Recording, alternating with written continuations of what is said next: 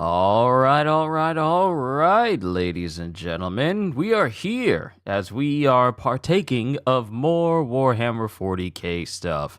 Today, I am going to be diving into the world of 40k. Well, actually, you know what? It's probably best if I just say this when you guys can see me.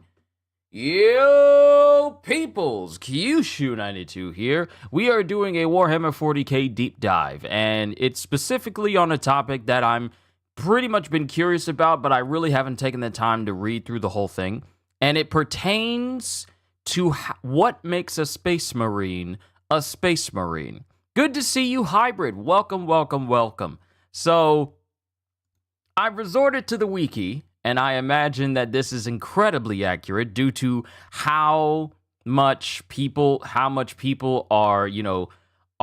particular about the lore of Warhammer 40k, so I'm pretty sure there'll be no wrong answers in here. Because here's the thing, I've been thinking about doing a stream where I react to videos talking about the anatomy of a Space Marine, but I didn't, and I've actually checked out like a video or two. Gotta put this on mute. I checked out like a video, or two, and people would say certain videos are inaccurate and some things were wrong. So I decided, you know what, just to save myself the headache and, make sure that I give you guys the right information, I pretty much just resorted to the wiki as a whole. I got chat up here so I can see you guys. So yeah, let's just check out what makes a Space Marine a Space Marine, and it all boils down to this thing called the gene seed. Now, I have heard of a gene seed, but I haven't really looked into it. So, and I don't know if I'm going to read this whole thing. I just really want to get to the nitty-gritty of like what this is and what makes a Space Marine because of this thing. So, let's get started. So, gene seed is the colloquial term used amongst the Adeptus Astartes for the genetic material that allows for the creation of the superhuman Space Marines. The gene seed is actually the catch-all term for those germ cells and viral machines that have been genetically engineered to develop into the various organs that are implanted into a normal human adolescent male to transform him into a transhuman Astartes. So already it's making me wonder, okay, extra organs? So seeing as how big like Titus was in Space Marine 2 compared to like a normal person, this dude is, 3 times the size of a normal person, 3 times as wide. So I imagine his whole body and internal organs are a lot more vast than your average person, but I'll learn. It's not necessarily something we'll learn, because if I got anybody who's well-versed in Warhammer, this is just a refresher, but for me, this is something I'm learning, because I love finding out what makes things tick in different genres and different universes and different properties and stuff. Like in Marvel, I love to see how powers of specific people work, from the Silver Surfer to Galactus to the Hulk to Scarlet Witch to Doctor Strange, and how the intricate parts of their powers work and how fine it can be and how much control they have over it and the unique descriptions that you can see from their powers. I love reading stuff like that. And then when it comes to weapons in different types of series, I love reading up on that sort of thing as well. So this will be an interesting one for me because there's just so much information. Roland V-Dub, hi, hello, how are you? Hopefully you're doing well today. Also, once again, shout out to anyone who watches me from Florida. I hope you guys are doing fine. I know that there's still power out over there in Florida, so please continue to stay safe as everything gets worked out. And I can only say this as a person who lives all the way in North Carolina, and I'm not exactly someone who can just rush down there and start helping people out, but please stay safe if you do live in the Florida area. All of the gene seed was originally crafted in the 30th millennium by the Emperor of Mankind and the scientists of the Biotechnical Division. Also, still keeping my ears to the ground listening for any new news for Warhammer Darktide, because the more I hear about this game, the more I hear of Warhammer Darktide. After my first 40k video, I'm so curious to go down this rabbit hole. Look, and here's the thing, I tried to tell people, don't expect me to be doing a whole bunch of Warhammer 40k stuff, but the more I see Warhammer 40k stuff, it makes me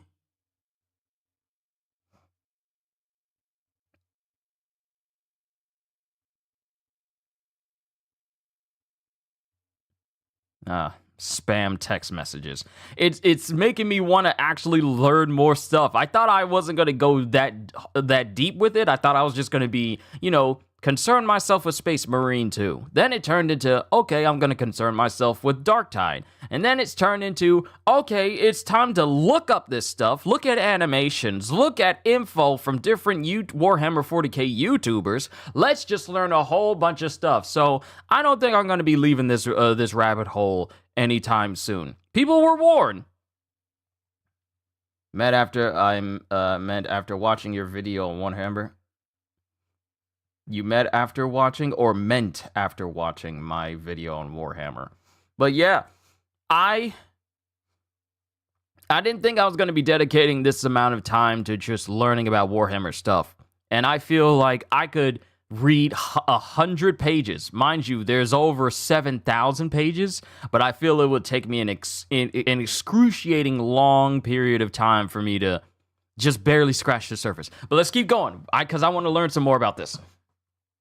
All of the gene seed was originally crafted in the 30th millennium by the Emperor of Mankind and the scientists of the Biotechnical Division in his gene laboratories deep beneath the Himalayan mountains for this purpose, using the genomes of each of the 20 Primarchs as a template. The term is most commonly used to refer to the contents of the Astartes progenoid glands, which must be harvested by a Space Marine apothecary so that its genetic material can be used to create a new generation of Astartes. There are 19 types of gene seed, each corresponding to one of the 19 specialized organs implemented into the body of a human male to create a space. There are 19 extra organs? Hold up, there are 19 extra organs?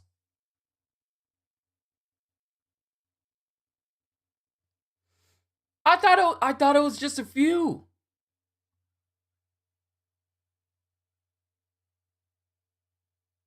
Hold on, let me see this image. Are these spots on the body where the organs are going? 1, 2, 3, 4, 5, 6, 7, 8, 9, 10, 11, 12, 13, 14, 15, 16, 17. Is that what that is? Or are those just valves? Hold on, let me keep reading. What is this? There are 19 types of gene seed, each corresponding to one of the 19 specialized organs implanted into the body of a human male to create a Space Marine.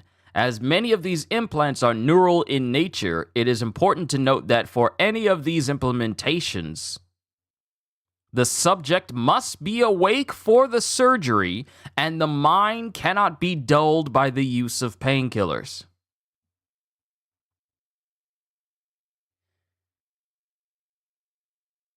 So you mean to tell me, in order for a Space Marine to become a Space Marine and to have all this stuff inserted into their bodies, they have to be fully awake and just tough it out without any painkillers?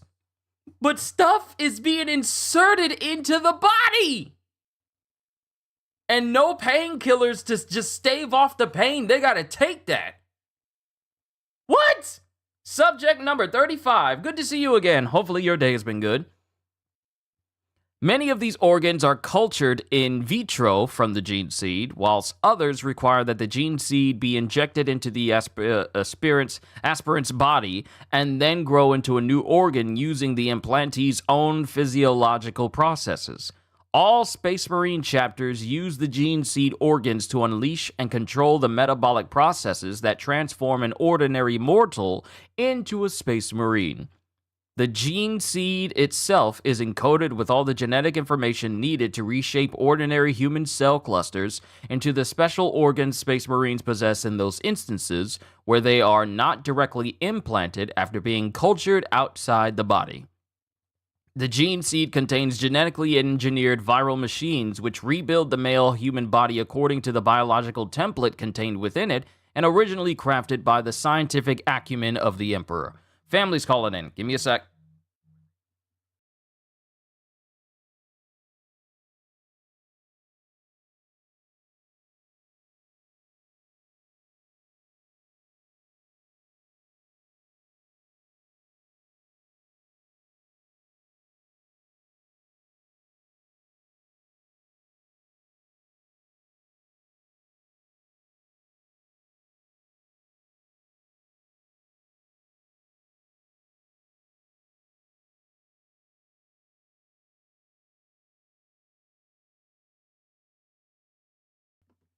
All right. I believe they retconned that because the operation started when the Neophyte very young. Oh, hi. No way. Ouch. The Emperor provides. Kyushu and hello, everybody. Good to see you, Erwindo. So, is half of this stuff kind of been retconned recently? I'm going to keep reading a little bit. Let's see. Scientific acumen of the Emperor. However, even before, from the beginning of the Astartes' existence, there has never been a set, standardized method to activate these transformative functions of the gene seed. As a result, each chapter may pursue its own methods and rituals surrounding the process of creating a new Space Marine.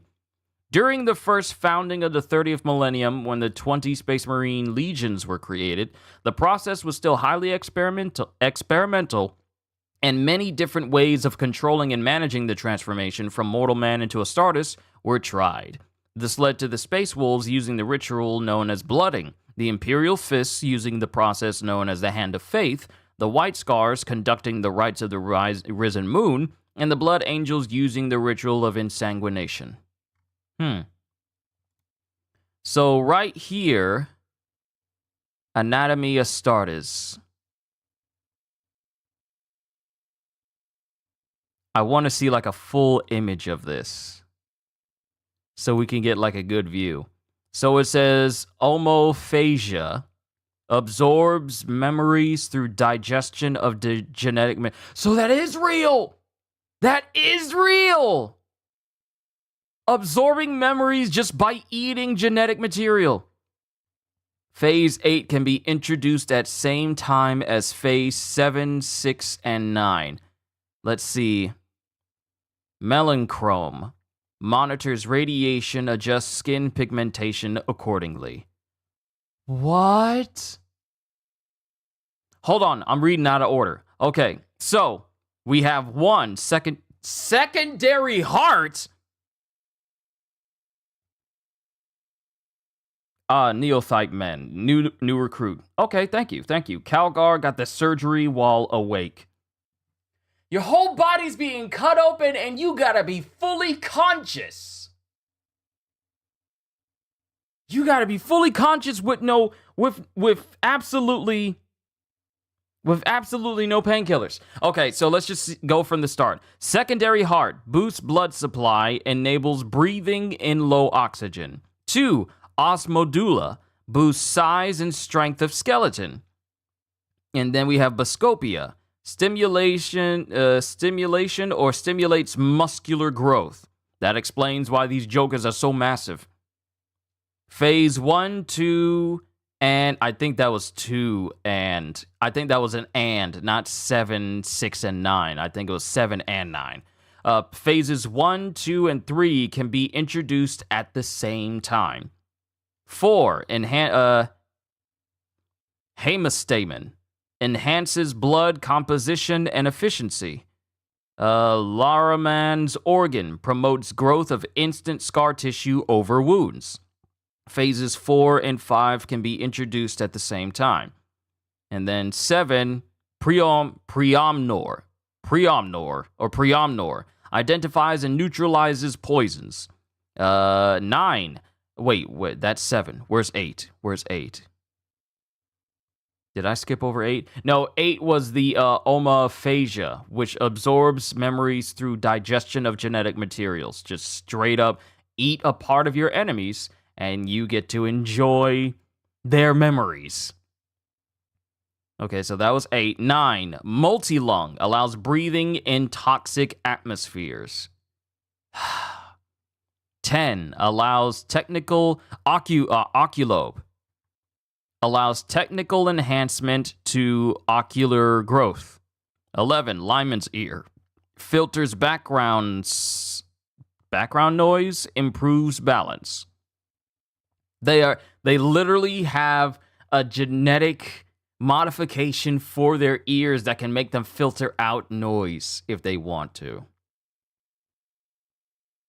Granted, I can kind of do that when it comes to music, but it's not like a genetic modification. I can just mentally block stuff out when it comes to... That's how I learn different sorts of music and stuff, is I can mentally block out different sounds and stuff. But for them, I'm pretty sure it allows them to just block out everything, including heavy gunfire and artillery fire and loud noises all over. I don't think I can do that. 12. What is that? Zygote deficient. 12, sus on membrane allows survival from trauma through suspended animation.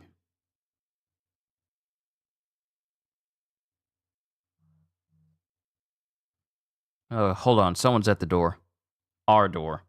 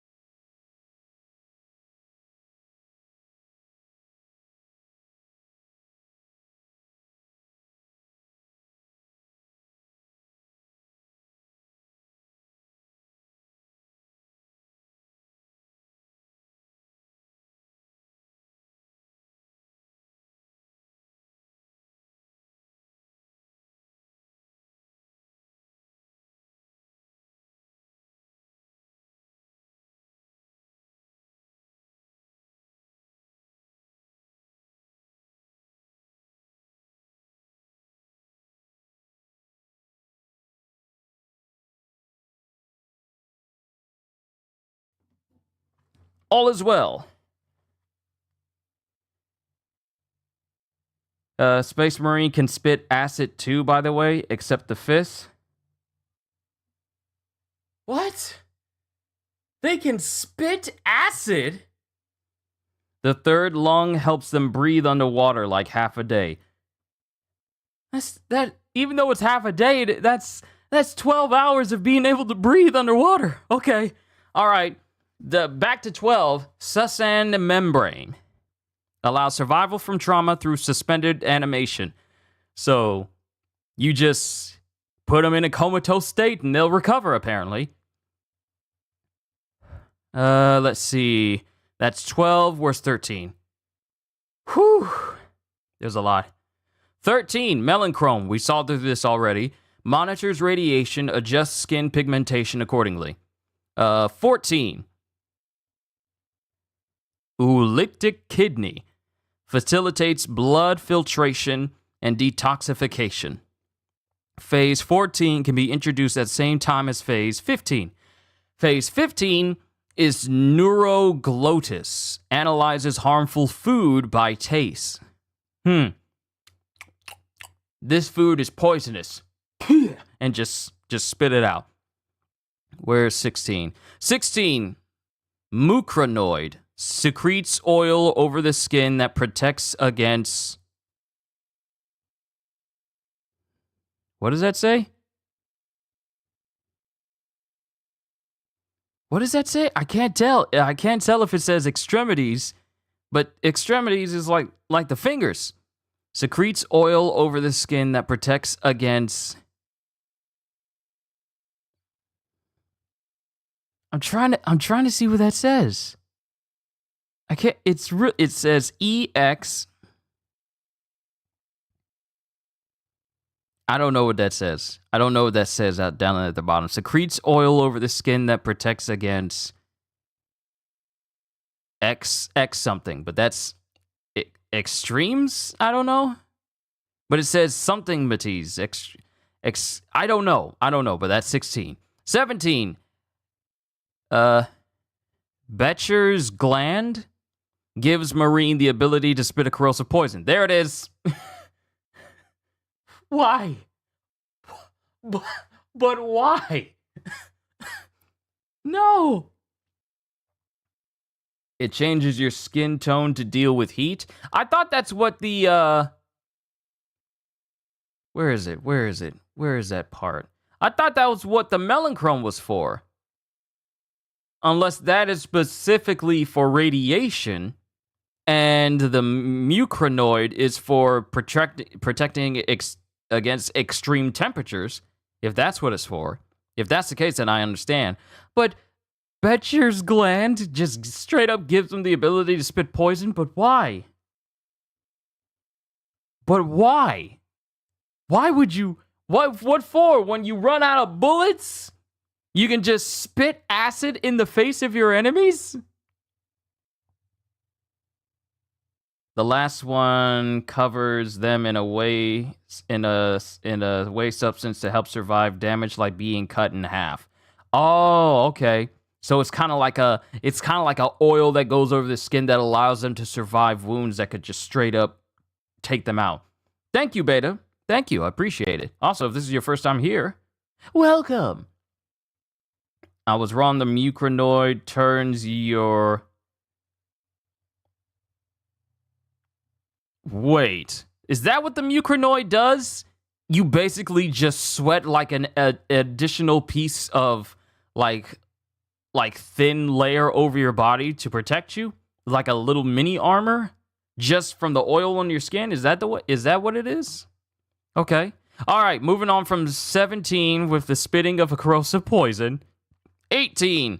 Progenoids collects and matures genetic material into gene seed.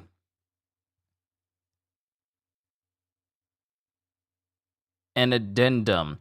As the final 19th phase, the black...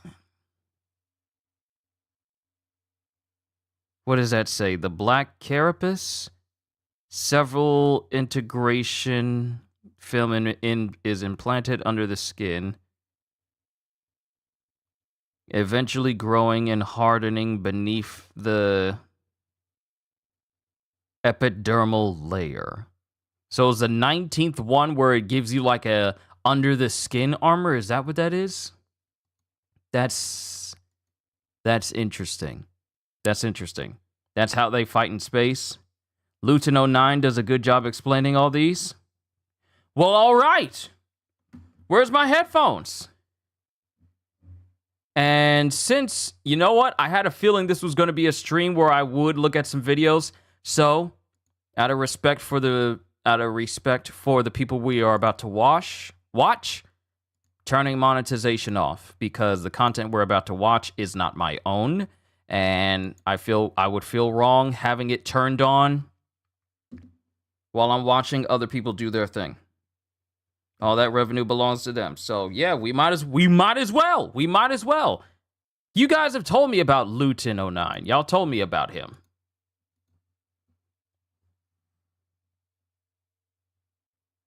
We might as well react to some stuff.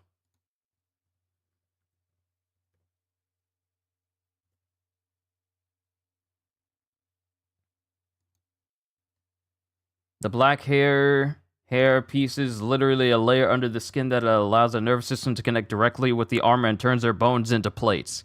Okay. All right, real quick. Let's find a video.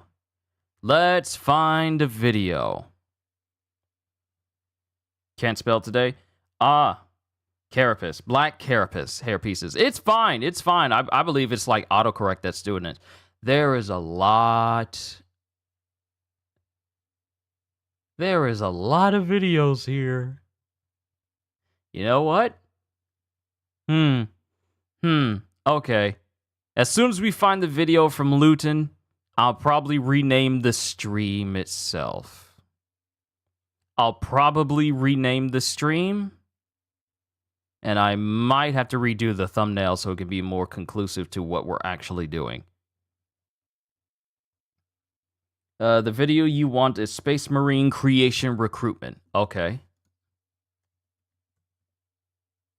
Space Marine Creation. Not Space Hulk!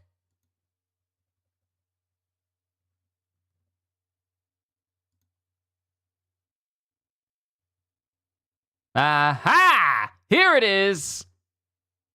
38 minutes. We gonna be here a minute. Let's go.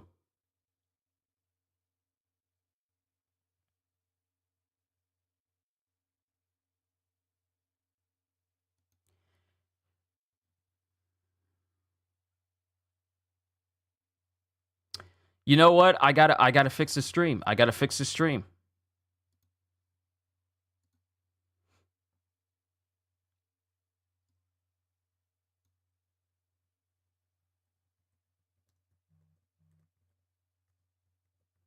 I gotta change the title. Yeah. Yep, changing the title. I'll change the thumbnail later. You guys will be here to see what this thumbnail looks like now, but yeah. A newbie's Warhammer 40k deep dive Space Marine creation. Yeah. Yeah.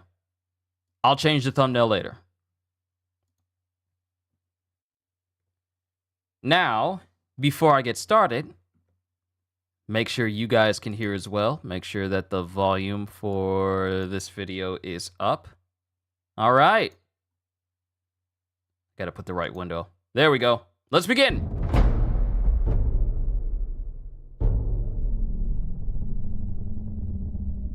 In the grim darkness of the far future, there is only war.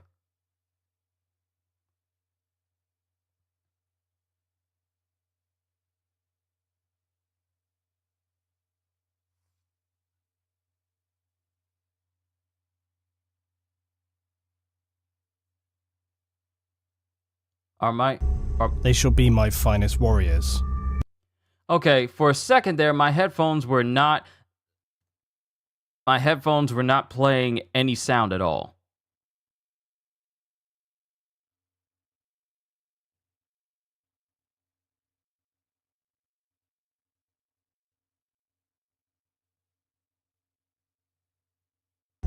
They shall be my finest warriors, these men who give themselves to me. Oh, it just starts abruptly like that. Luetin09 is widely considered the best information of just about any lower channel. Other people have other things that they're better at than him, but he's effectively the godfather of lore. This will be the person that we watch today. And you know what? I gotta change the title again. Change the title again.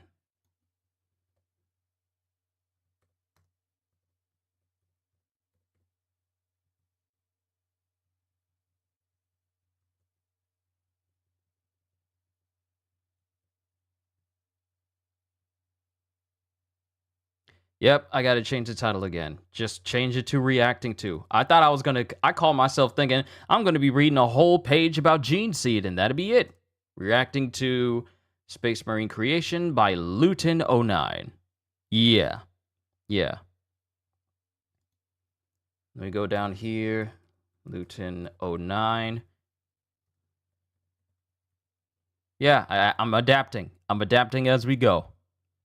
Reacting to Space Marine Creation by Luetin09. There we go. And more.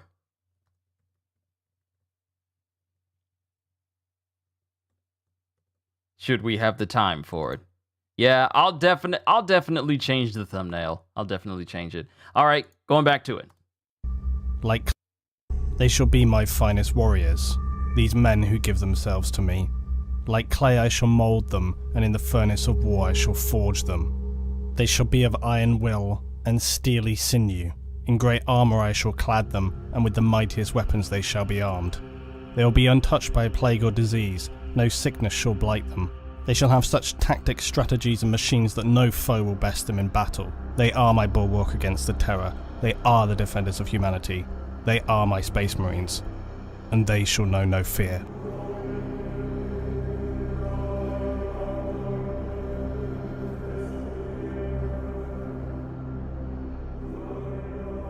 Space Marines are humanity's most elite fighting force.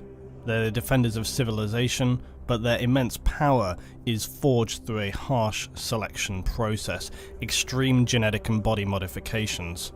This grueling transformation kills many recruits, and those who do survive it are left arguably barely human. The conversion from weak mortal to demi-godlike superhuman is one gifted to only a tiny amount of humans in the 41st millennium. Real quick, before I continue, I got a question. Because in the game, and all across the media of Warhammer 40k, I see these tassels and these seals and these talismans and these scripts hanging off of the armor of basically tons of Marines. And I have a question, and I don't know if anyone has the answer to it. What happens if during the heat of battle, those get torn off? Is it seen as like an affront to their armor if something ever happens to that? Because I don't know what type of sealant they're using. I don't know if it's like armor cement to keep those scripts attached. But I know for me, whenever I see something that is marked with a seal, you can just crack that thing open. Like you see it on like old-timey movies or like Pirates of the Caribbean when you see seals being stamped onto a letter, but those things can just be cracked open. Is this like made of a harder substance that allows it to be on armor, and even while people are getting shot up, those things still remain on there? So what happens when those get removed? I know it's a random question, but I just thought I'd ask. What happens when those get removed? An Astartes when his transformation is of humans in the 41st millennium. An Astartes when his transformation is complete will be stronger, tougher, mentally more powerful by factors than an ordinary human.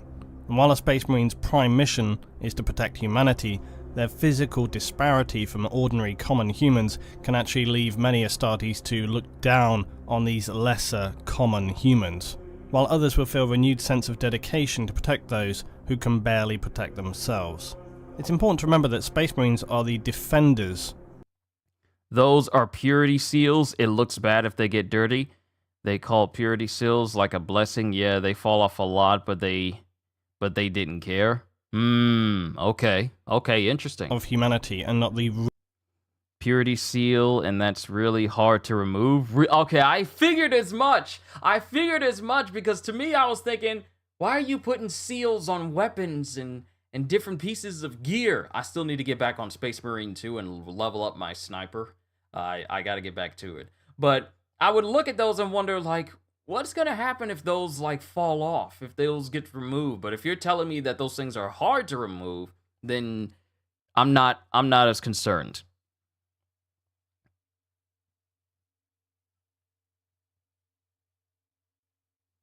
Who needs blessings when you train this hard? Okay, let me stop because we're only in the intro part. We're only in the intro part of Space Marine creation and recruitment. Rulers of it.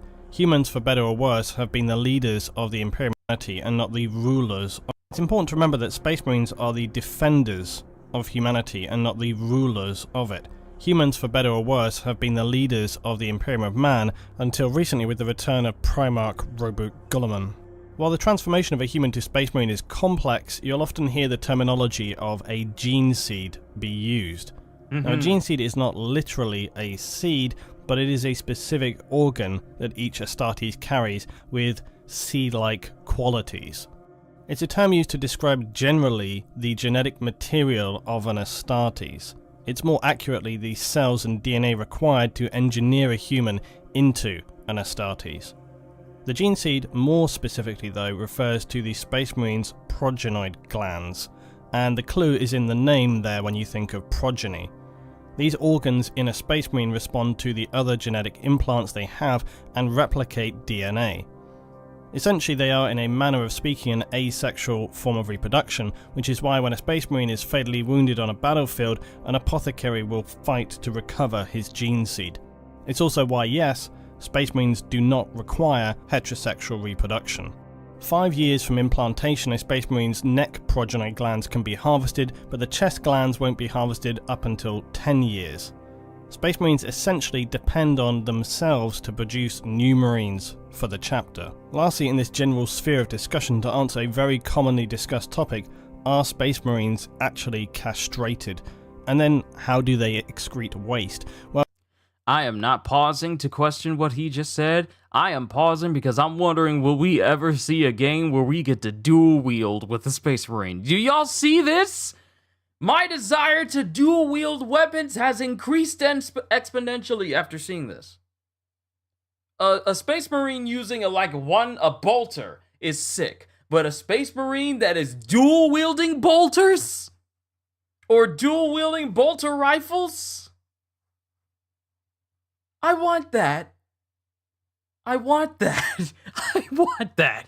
Well, I can't actually recall anywhere in written law this being noted, so if anybody has a specific point of reference, please do link it. But my speculation, based on a few things that I've kind of looked at, is that pretty much the canon opinion is that Space Marines have no sexual drive. However, when it comes to excretion, it's true that their armour is also an environment suit that would cycle and process their own waste, much like a still suit in the Dune universe. Also, Space Marines do not live in their armour, although they may wear it for extended periods of time. It can be removed. Wait until you know about Stormbolter? Stormbolter? Let's keep going, let's keep going. It's entirely possible that they're Also, if I got any new people watching, hi! How are you? I'm a newbie to the world of Warhammer 40k, and though I said initially that I wasn't going to really get into this world, I found myself getting into this world. So now we're continuing with today's session.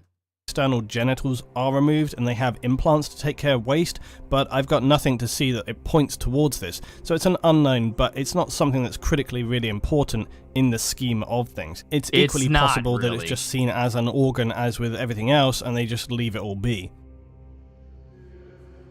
Astartes history! Now, before we look further into how a Space Marine is forged in the 41st millennium, let's remind ourselves how they were created.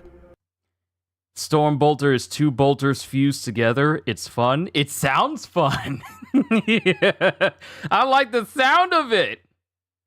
Stormbolter. Over history. Now, the first form of Space Marine was originally created by the Emperor during the unification wars of the late 30th millennium. Making sure my camera's Earth at this not time too, was a barren wasteland bright. of scavengers and barbaric warring tribes after civilization had imploded as a result of the Age of Strife. Earth, being cut off from its supply routes in the warp, cannibalized itself and fell into total anarchy. After the Emperor originally created techno-barbarians, a crude adapted form of super soldier, he would form them later into the Thunder Warriors. These warriors were brutal, powerful, and most importantly, highly unstable.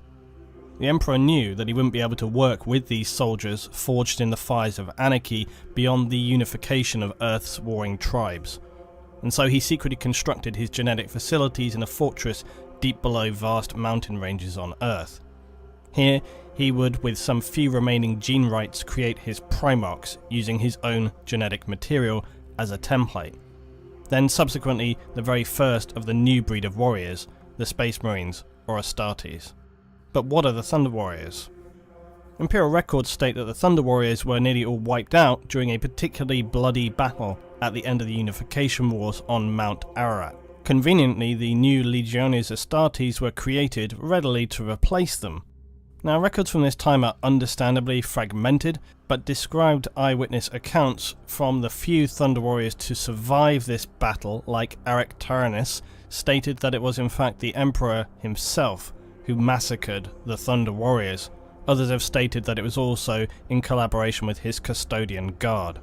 In several instances that occurred since this time where Thunder Warriors have appeared and faced their Astartes brothers, the Thunder Warriors have nearly always managed to inflict casualties beyond expectation before they are finally felled.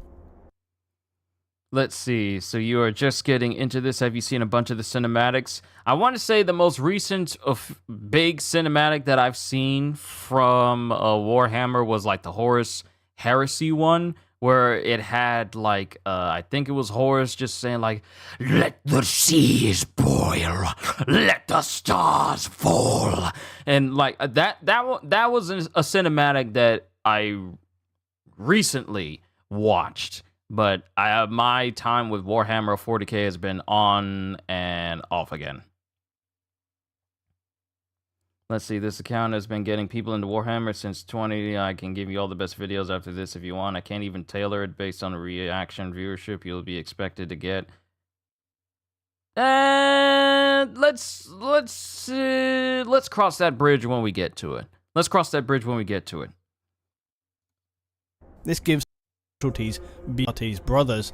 The Thunder Warriors have nearly always managed to inflict casualties beyond expectation before they are finally felled. This gives some indication of how powerful they were as warriors, and why the Emperor felt they were perhaps too dangerous, given their power and psychological instability, to function as a disciplined fighting and defensive force for the new Imperium. Regardless, this whole situation is a dark and little spoken of episode for the Emperor of Man. Vocalizing these events would no doubt have some Inquisition or Ecclesiarchy on their way to you very promptly.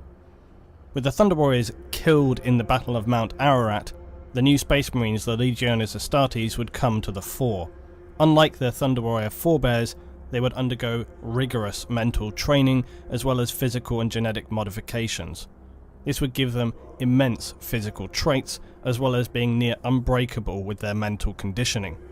The new Marines were initially segregated into 20 legions. This separation was not for simple organizational purposes. Each legion was imbued with genetic traits from their Primarch, and as such this impacted their character and behavior. To ensure unity, the Emperor designated them to stay together in their legions to reduce friction and ensure cohesion of the Astartes brothers. Through recruiting and conquest of human colonies as the Imperium expanded, so did the Astartes legions. What had begun as a handful of Marines swelled to tens of thousands during the Crusades. This would lead later to heavy damage caused during the heresy, after the Primarchs holding such immense power, being the sole commanders of each Space Marine legion. After that period of chaotic incursion, Roboute Guilliman, Primarch of the Ultramarines, would draft the Codex Astartes, and the remaining loyalist Primarchs would, after much consideration, agree at best that the Space Marine legions be split into chapters. This was to ensure no Space Marine legion could wield the sheer weight of power they had during the Crusades and subsequent heresy.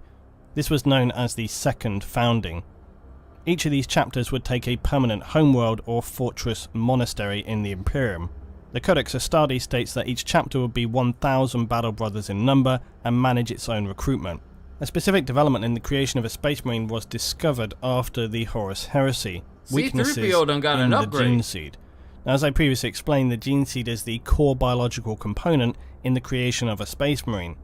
During the Heresy, Space Marines were created on a massive scale, and as with any biological replication process, if you do this on a large scale, then mutations and errors can occur in this DNA replication.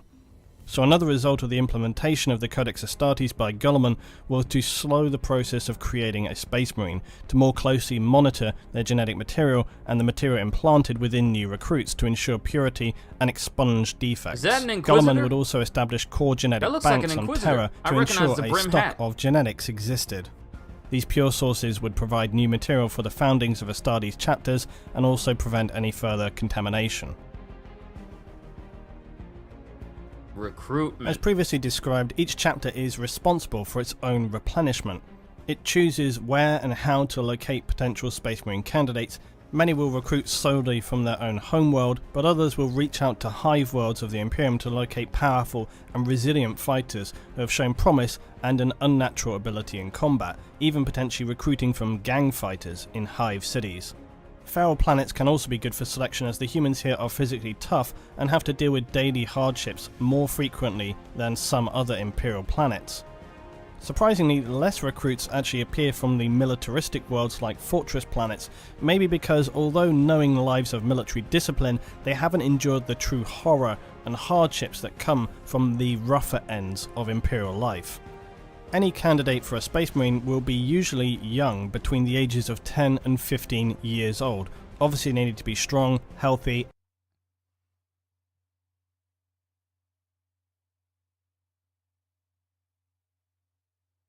Ten? Youngest being 10 years old? What is this, the Agoji? And fiercely loyal to the Imperium. Often on worlds where recruitment occurs, young male humans who show exceptional skill or strength are pushed hard to give them the best chance of potential recruitment. Candidates can occasionally be as old as 20, but the full effect of their biological conversions may not be as effective or complete. Standard trials for Space Marine recruitment often involve combat, endurance, perhaps hunting of some extremely dangerous indigenous animal, and for the few who survive the tasks set by the Astartes who are there to supervise, the rewards are beyond estimation. It's difficult to describe just how revered Space Marines are to ordinary citizens of the Imperium. While they wouldn't be directly worshipped, they are certainly individuals with God. They do the surgery in stages, you don't get all of it. I imagine that they don't, that's what I pretty much surmised, that they don't get like the implants all at once. It's just like a gradual process in order to make the body accustomed to future augmentation. But from 10 to 15 is where they recruit. Where they recruit! Godlike. While they wouldn't be directly worshipped, they are certainly individuals with godlike reverence and awe.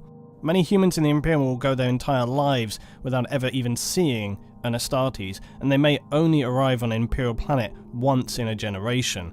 On some worlds, they are even somewhat mythical. So for a family on an Imperial world to have their son chosen for Space Marine recruitment and candidacy would be an honour beyond imagination. But from some perspectives, bittersweet, in as all likelihood they may never see them again once they have been accepted, and in very high possibility will probably die in later processes. Look, I couldn't be a part of it. I couldn't be a part of this crew. I could not be a part of a Space Marine because I love my mama too much. I love my mama. I like seeing her. I like seeing my family on a regular basis. I like seeing them. If I become a Marine, you mean to tell me I may never see them again? No more home cooking? No more home Italian goulash? No more beef stew? No more homemade mac and cheese? No more cornbread? No more collard greens? No yams? No sweet potato pie? None of that? No Thanksgiving dinner where we get to sit down and give thanks at the table? I can't get no. Those are elements of my life I shall not give up if I were to become a Space Marine. I refuse. So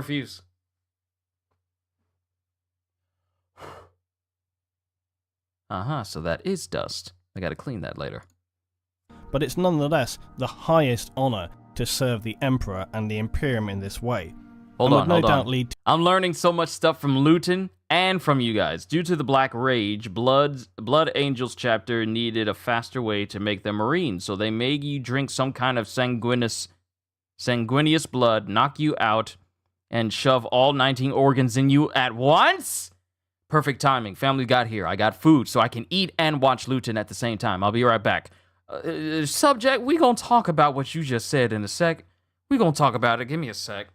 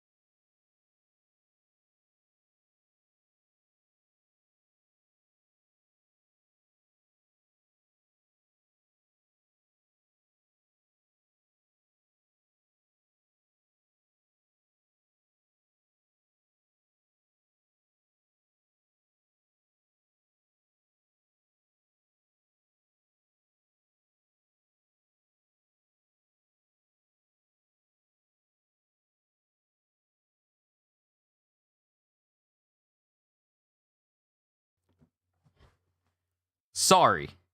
Took me a minute. A lot of food. Got me 2 hot dogs and some fries and a big gulp right here. Sorry for keeping you all waiting. Let us continue on. Subject, you said due to the Black Rage, Blood Angel chapters need a fast way to make them Marines, so they make you drink some kind of sanguineous blood, knock you out, shove all 19 organs into you at once, lock you in a coffin, and 1 year later you walk out full Marines. You screaming the whole time, of course. Nope! I'll pass. I will pass. To adulation, even possible special treatment for families after the fact. Ordinary citizens understand that to be accepted for the conversion to the Astartes, the Emperor's chosen warriors, is nothing short of becoming a demigod. Then again, you could just as easily have been recruited from a hive world full of daily extreme violence, and your gang was just forcibly made to participate in the trials, and you were simply the only one left alive at the end. So that's your flip side of the coin. Pray you never seek acceptance to the Grey Knights. I'll cover that later. Despite all the physical and mental requirements for candidates... What's wrong with the Grey Knights?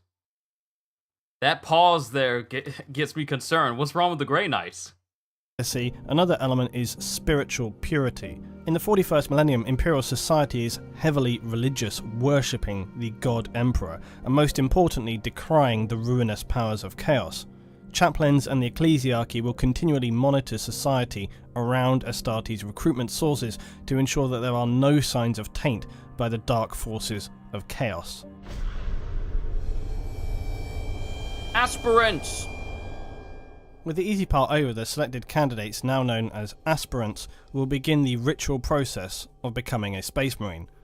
This may be a formal process of reciting scripture, or it could involve further trials. These could take place on the homeworld or result in immediate departure for the aspirant. Each chapter has their own private and guarded initiations. Some of these can be heavily traumatic and are usually significantly harder tests designed to break those who show even the smallest cracks of weakness. These trials for the young aspirants may even include ritual slaughter, scarification, even amputation and bloodletting. It's all designed to prove their commitment, loyalty and unwavering faith in the Astartes chapter. But I like my arms though. I like my limbs still attached to each other. What if I don't want my arm taken off? Am I one of the bad batch? Am I weak? Is that the case? Unsurprisingly, some aspirants do not pass this phase of testing physically or mentally. Aspirants will continue periods of testing and examination as well as actual live combat during their period as a recruit for the Space Marine chapter. And some of these trials may be cleverly disguised as coming-of-age rituals, other celebrations some more combat-based. All, though, will be observed carefully by senior members of the chapter and chaplains who will be assessing key traits and behaviours, looking for candidates who fulfil their exacting requirements. Some of these aspirants from Feral Worlds or even other worlds may not be truly aware of what Space Marines are, and this innocence may in some way protect them from making overthought errors that cost them later.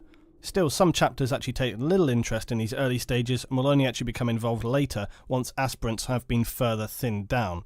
The whole process is a physical and psychological minefield. Some challenges could be unachievable, while others the simple act of survival is enough to merit approval to progress to the next stage. All the tests put to Space Marine aspirants are designed to test every element of their being to the limit and expose any weaknesses that are present, as well as learn about how they handle and make judgments on situations they are presented with. While the recruitment age for these aspirants is undoubtedly young, it's worth remembering that the nightmare environment of the 41st millennium is undoubtedly very harsh, and so growing up and becoming an adult quickly is something which many learn to do, and so their age shouldn't necessarily dictate your judgment of them based on our current period in time. Standard Astartes trials for these young recruits can include knowledge of self. Astartes look at recruits' mental strength equally to the physical. The horrors they will face in their lives as a Space Marine, despite later conditioning, require the strongest character in a recruit to be successful and worthy. They may use a chapter librarian to impose psychic horrors on a recruit to see if they survive the nightmares they're forced to witness. He may be forced to take drugs and face the worst parts of his own psyche. The stress and trauma of this trial can often physically affect their bodies as well, so in many ways this becomes the ultimate test for recruits. Completion of this trial will undoubtedly fundamentally alter the young recruit forever. Some chapters, like the Imperial Fist, consider this kind of mental testing especially important, but do so by exposing their recruits to literal physical pain, and we use devices like the subtly titled pain glove. These hook into the nervous system of the recruit and inflict horrific pain, but also maintain their consciousness well past what a normal individual could handle. The result will either be a mentally toughened but probably scarred individual, or a complete mental breakdown and death. An obvious and standard test for many recruits is exposure. Most worlds of the Imperium have unforgiving environments, and so sending out recruits into these wastes with little to survive with is an easy way to tell who is strong enough as a candidate. Space Marine apothecaries can rebuild damaged individuals, so the test is less of can you survive without consequences, and more simply, can you survive? Many worlds are severely irradiated, frozen wastes, toxic wastelands, or Magic Panga, tell me what to do. It reminds me of, what is his name? Paul Atreides? Is that the main character's name in Doom? Like the recent Doom movies? When he would stick his hand in there, and he would just feel unimaginable power. Pain, not power, but unimaginable pain just in there. But with Space Marines, you get a whole glove where it just latches onto your nervous system and just sends pain through your entire body.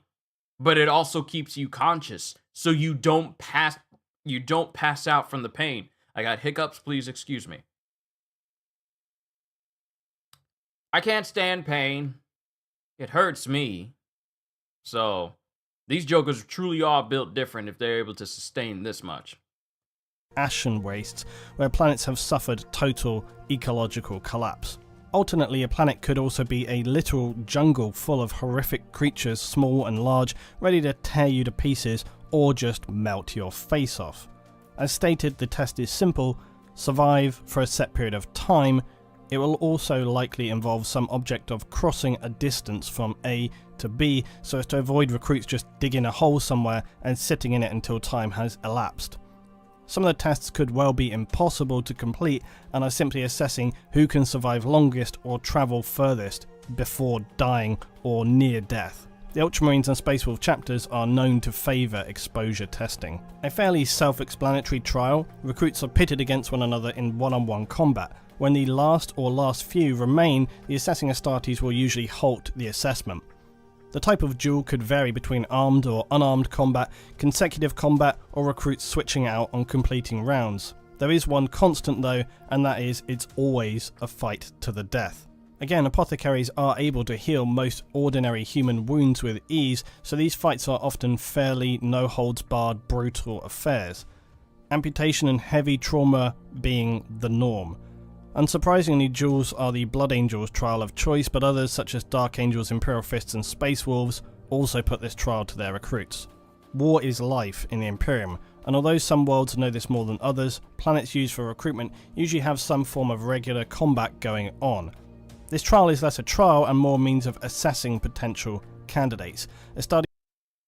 Think really hard about hiccuping, the feel of them, the action of them. You'll make your brain think you're gonna hiccup, but never will. Little trick I use. For me, I just ignore them. And since I no longer give them attention, hiccups decide to leave me. So like, oh, he's not focusing on us anymore. Oh, guess we'll get him next month.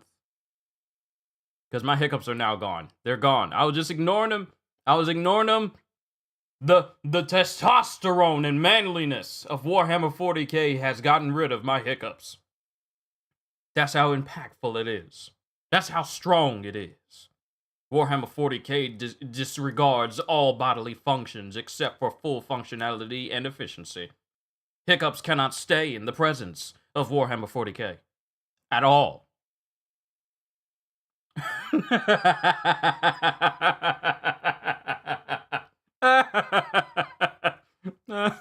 Let's keep going. Bodies may have observed head-hunting particularly strong champions, or they may watch them from orbit, observing infighting between tribes on Imperial feral worlds. In this trial, recruits are tasked to head out into their homeworld and slay a beast for causing chaos or harm to their world.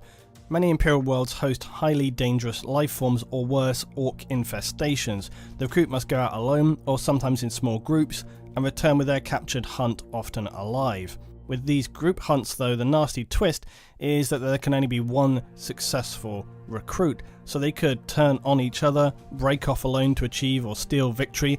I personally question the validity of this test. Fighting to the death to show strength over others seems plausible, but setting out in as a group, but then betraying other recruits seems to go kind of against the traits Astartes look for in recruits.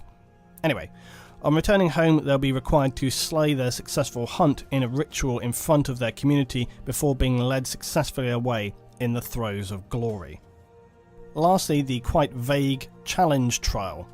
And this is exactly what it is, some form of probably unsurmountable challenge. This could be to attempt to fight a full-blown Space Marine in combat.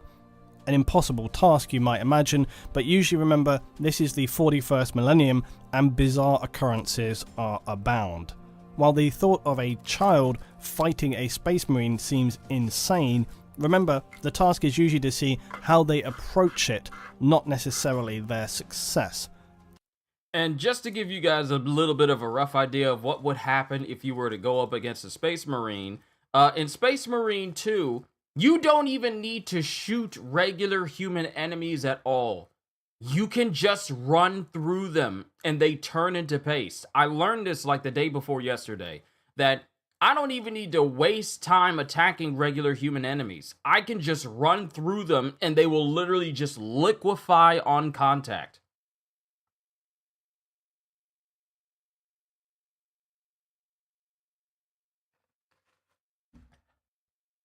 So imagine a child attempting to fight a Space Marine that can just liquefy people just by running through them. Yeah. Salamanders hunting dragons. See, there was a reason why Godjiel told me that I would line up well with like the White Scars, and there's a reason why Godjiel likes the salamanders. 'Cause they cool. Who else is fighting dragons in these chapters? In some extremely rare situations though, the Aspirant may actually beat the Space Marine Challenger. As completely impossible as this may seem, that individual usually will hold some unusual or rare power and will go on to become a legendary hero of the chapter. The Aspirant will also usually be armed while the Space Marine unarmed and without his power armor. Still, as with most of the former trials, the test here is really about if they can just survive at all, not so much best their opponent. How powerful are Space Marines for them to say, I want you, trainee, to fight me. We'll arm you to the teeth, but I will fight you without my armor and with just my bare hands. And the objective is to just survive against this Space Marine. They give you a gun, and they still tell you to survive against someone who's not wearing armor, probably in his Hain draws, and he just fighting you barehanded. He goes from full-on weapon to just straight-up Horaloo warrior. But they give you weapons to make it even.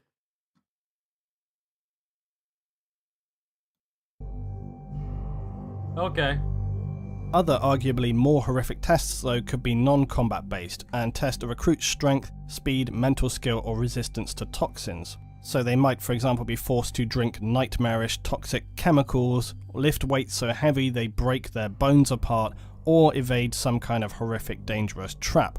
Recruits deemed to have succeeded by whatever standards, however unlikely, will then be restored by chapter apothecaries. Ultramarines and again Imperial Fists favour these trials.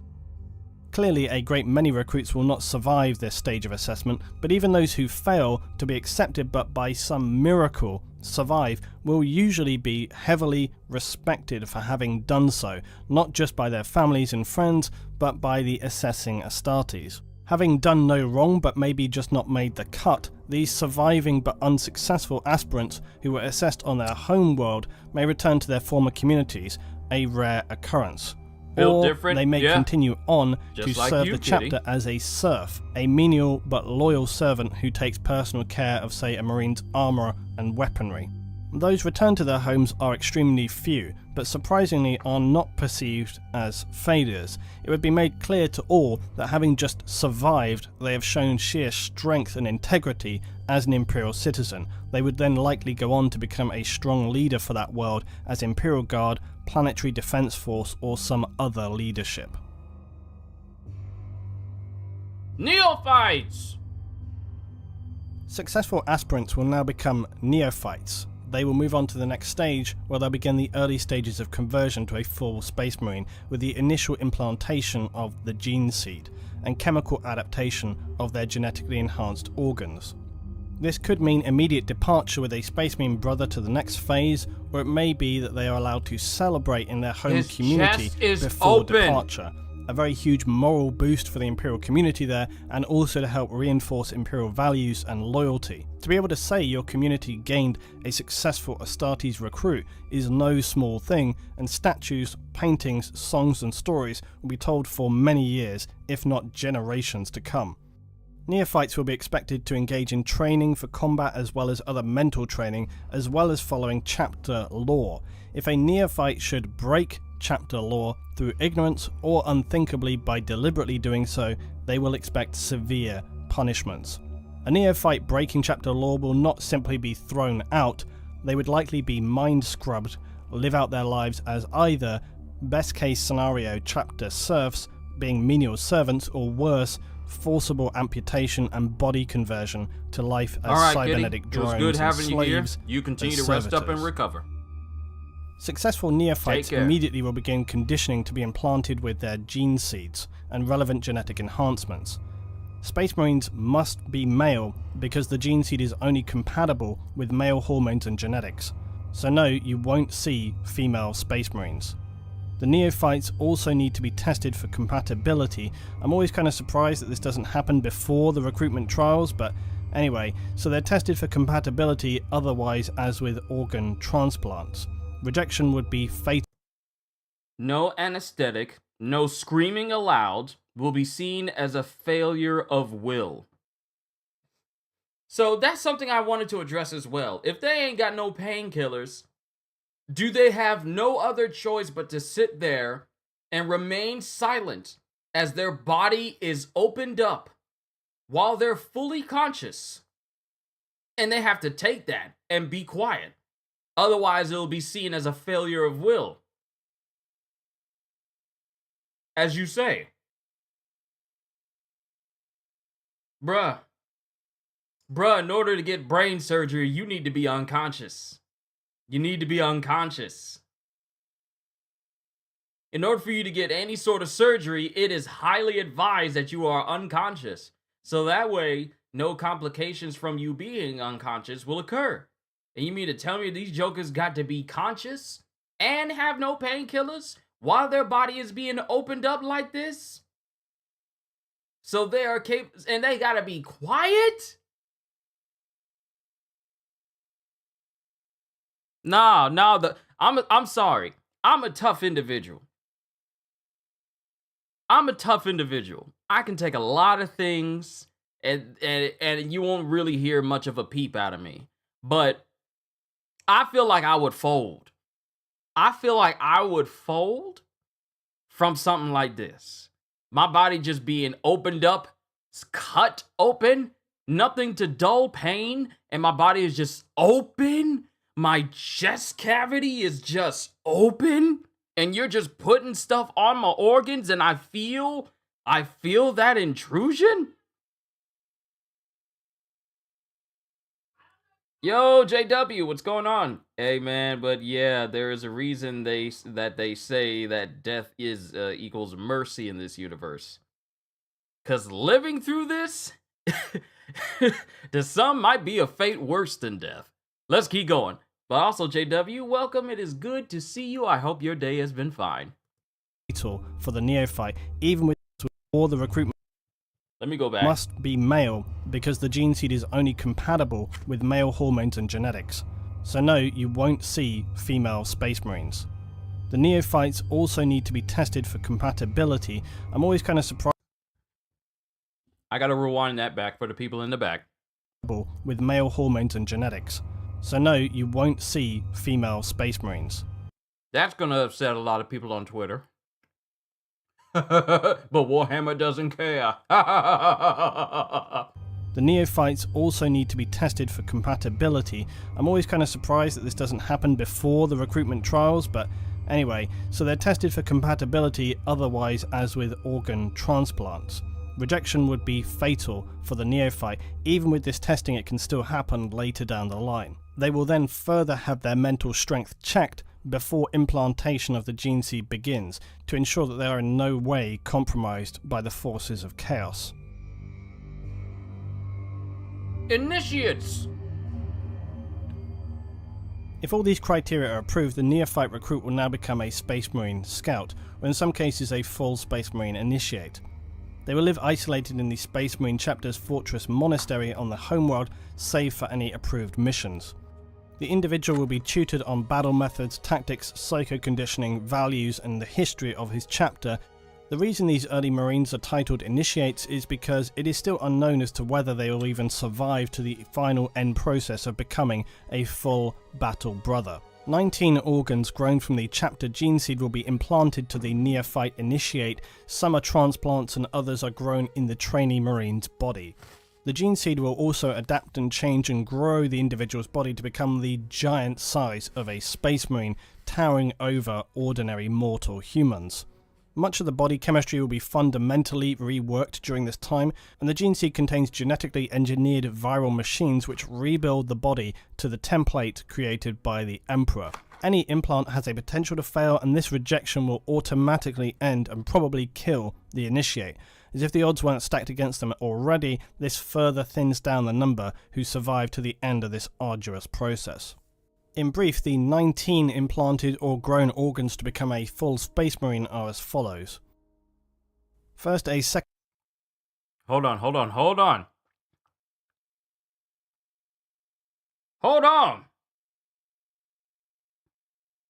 Let's see, and that's not the end of it. Some chapters require you to do even more additional horrifying stuff.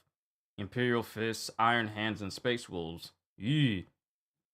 My mental math is for every one Space Marine made, 9 die from failure of the implants, 90 die from their trials, 900 die from selection after being chosen of the best 100,000 possible people.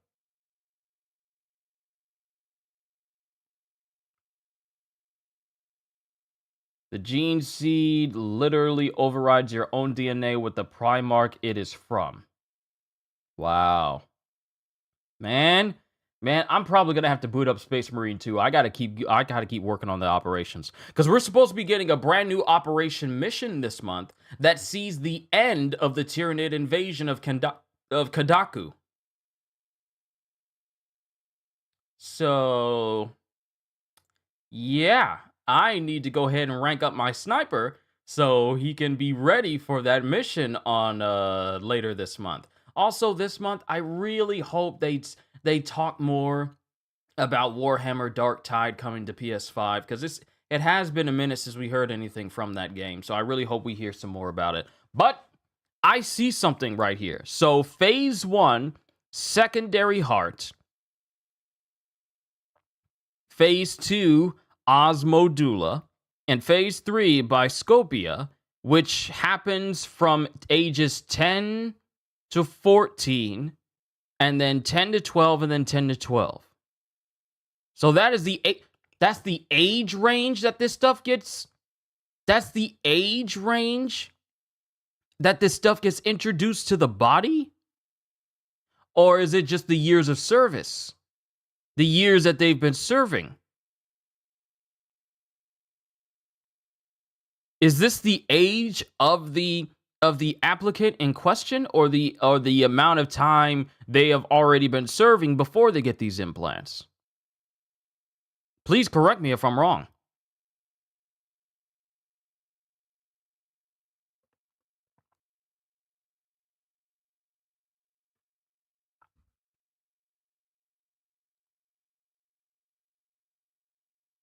And then hemastamen, Latimer's organ.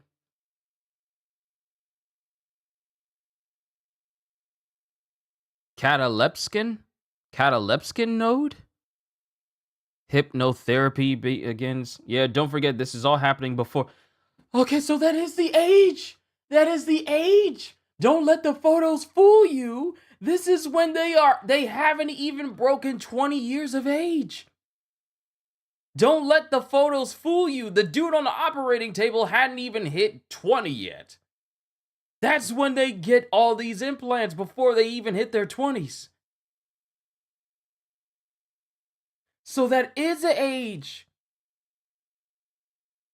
And Blood Angels 19 all at once. The Thousand Sons are able to figure out a way to do this to people of all ages, but if that opportunity has been lost, if that opportunity has been lost since the heresy. Oh, okay, don't forget, this is all happening before puberty. The puberty is actually essential to grow into this. That's why they have to do it so young, so that the body can get accustomed to it, rather than the body already being fully grown and having to go through the motions of these new intrusions. A still growing body will be able to adapt to these organs a whole lot better. I see. So, yeah, this is the age. 10 to 12 and 10 to 14 years of age is when you get these organs put into your body.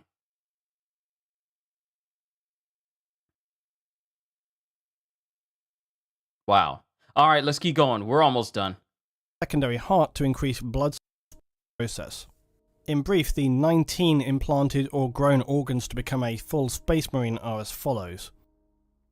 First, a secondary heart to increase blood supply and capacity. It can also pump steroids and extra adrenaline for battle situations. The os modular or iron heart. This strengthens and grows the skeleton of a Space Marine so that his bones will contain a ceramic-based mineral which is added to an initiate's diet. After a few years, the Space Marine skeleton will be exponentially stronger than a normal human. The ribcage will have become fused to a solid bone plate, providing extra protection for internal organs. The biscopia is implanted within the chest cavity, and this increases skeletal muscular development, essentially muscle density. The hemastamen assists in carrying oxygen and nutrients more. Was I saying that and pronouncing that wrong? It's not hemaster. I was saying hemastamen, but it's hemastamen. But I thought that words that said H-A-E was hay. And if it was hemastamen, then it would be H-E. But yeah, I'll let Luetin have it. He's been doing this a lot longer than I. He's been doing stuff for Warhammer long before I even discovered what the series was. So I'm gonna let him. I'm gonna leave him. I'm leaving.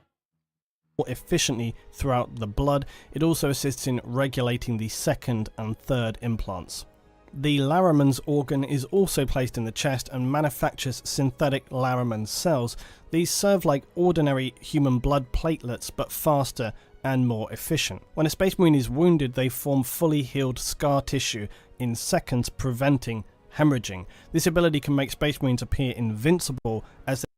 You're doing great. It's a lot to take in. I know, but at the same time, I'm kind of happy to learn. I've been meeting so many new people ever since I first dived into Warhammer 40k, and I have to say, you guys have been so welcoming and so open to me, a brand new person into this whole thing. I just want to say thank you for making it such an inviting place for me to learn from.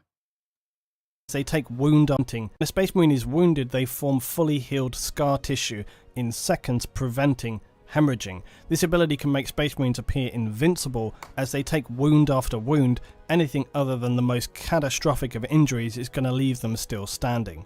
The catalepsion node is implanted in the back of the cerebrum. It allows Space Marines to avoid the need for sleep, entering them into a form of ongoing coma, allowing their brain the ability to systematically recharge by individual parts at a time. This enables them to stay on duty for hundreds of hours.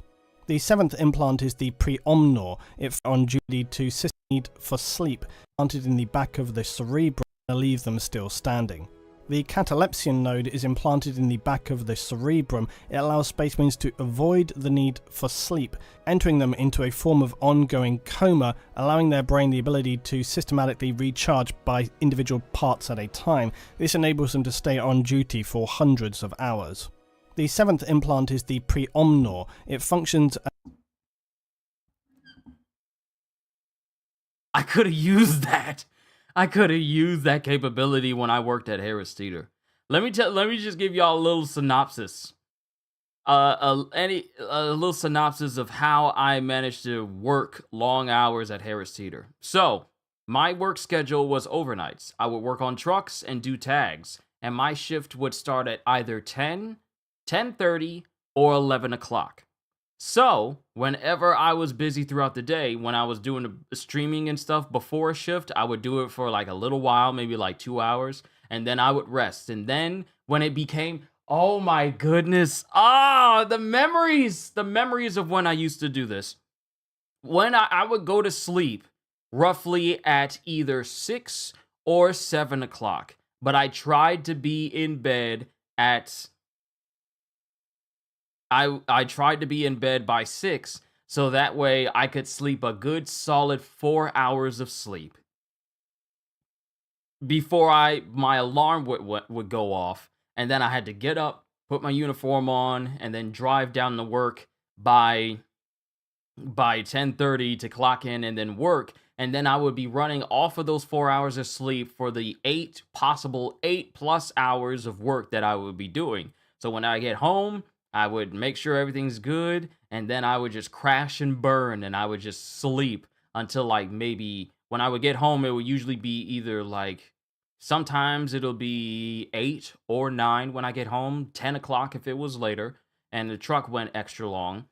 I would get home, and I would just crash and burn until 12 o'clock, or set an alarm for before 12 if I had a stream to do that following day. So, needless to say, with what I do right now, since I'm running this channel full time, I do not miss those days when I would have to make myself go to sleep at 7 and then wake up at 10 in order to be at work by 10:30. I do not miss that at all.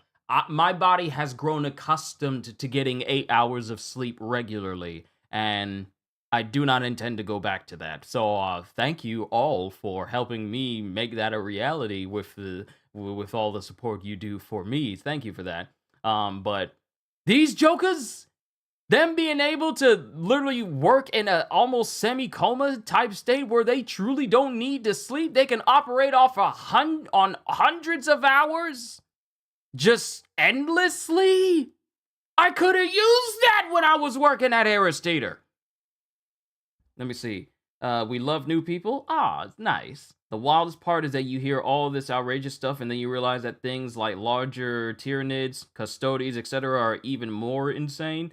It is pretty ironic that one of the darkest universe has one of the most open fan bases. Yeah, you guys have been cool.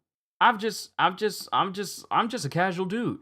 But if I'm interested in something, I want to get into it, and I do reactions and stuff like this. For people who don't even know me or have never heard of me before, you guys have made this one of the most welcoming experiences for me to get into a world where death is essentially the most merciful thing that can happen in this universe.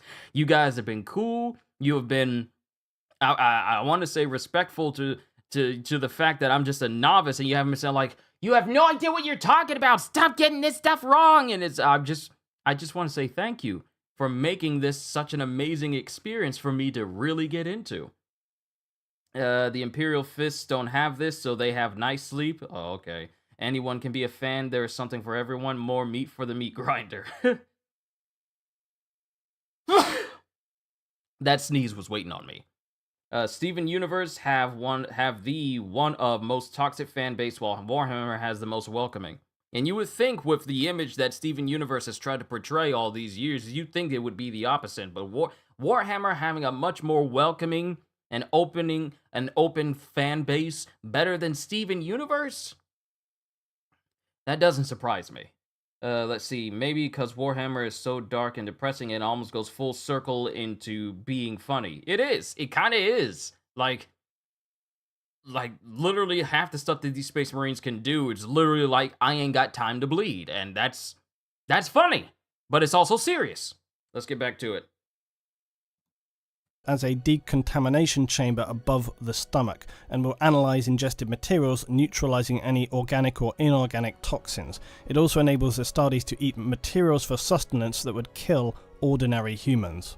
The omophagia is implanted in the upper spinal cord. It absorbs information through ingested DNA and RNA related to memories. The purpose is to gain tactical or survival information by eating animals or life forms indigenous on a planet.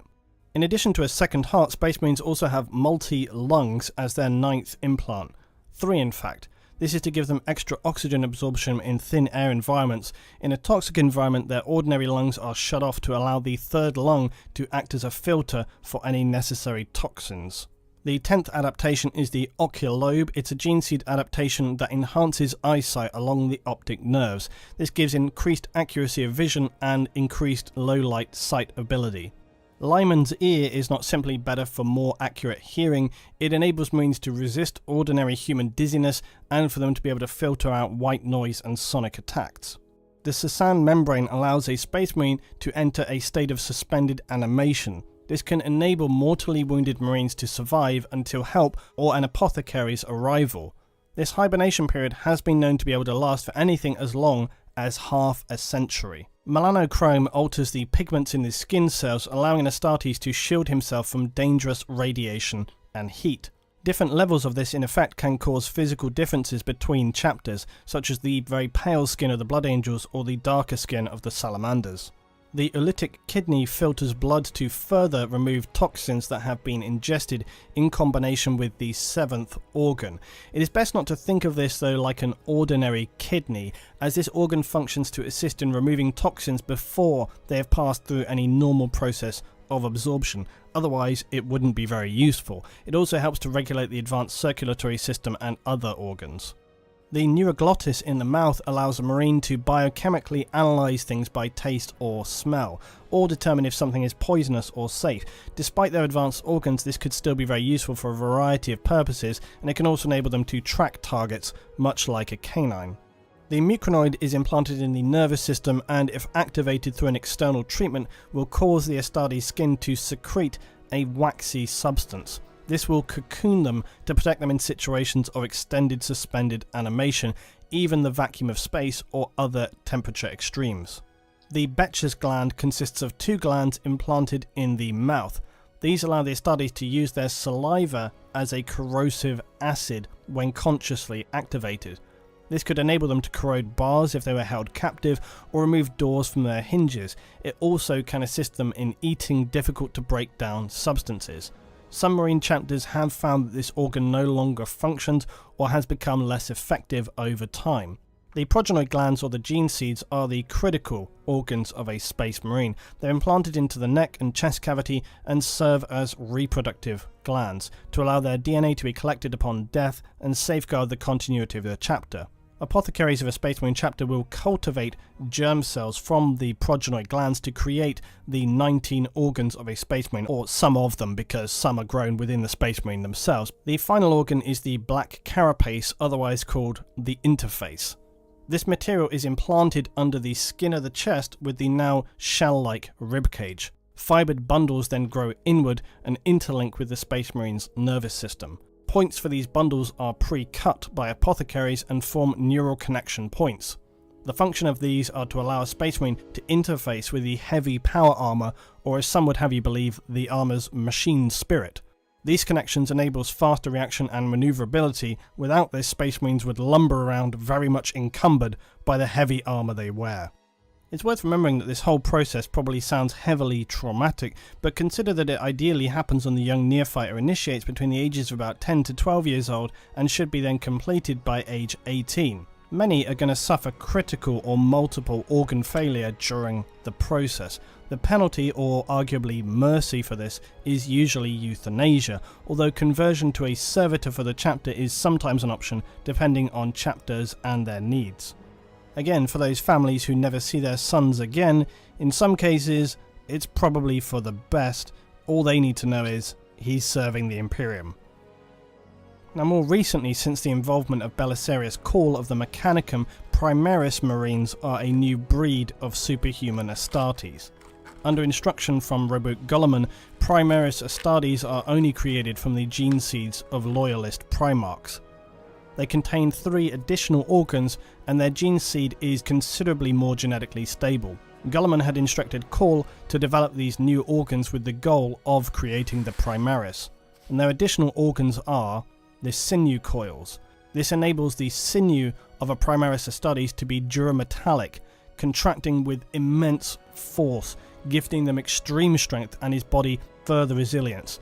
This increased strength will literally enable them to crush the skulls of their enemies with bare hands.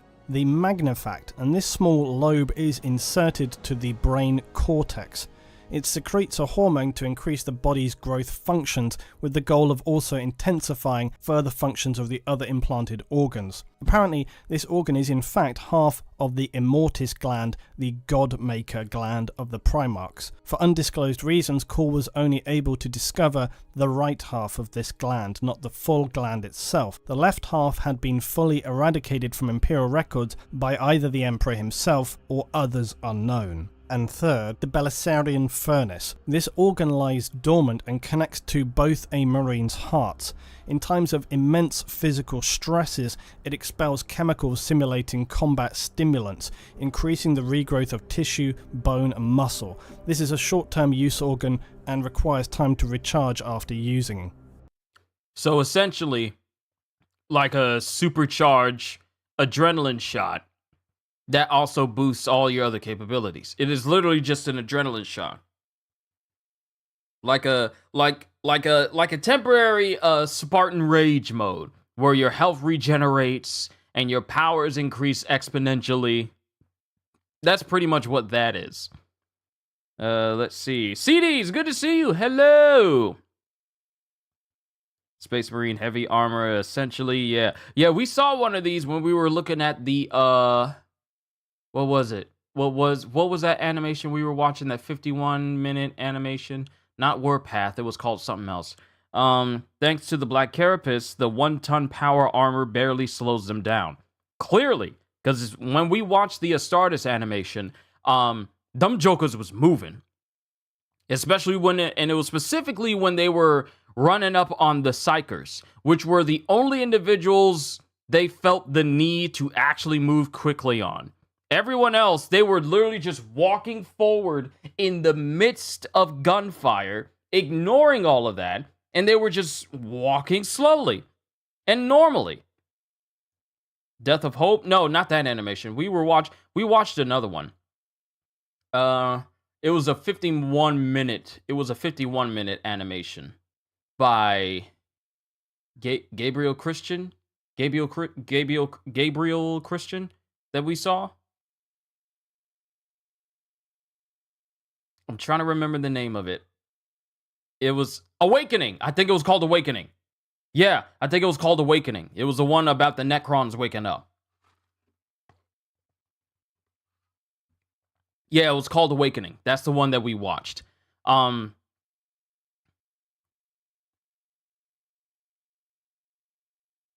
yeah, Space Marine armor.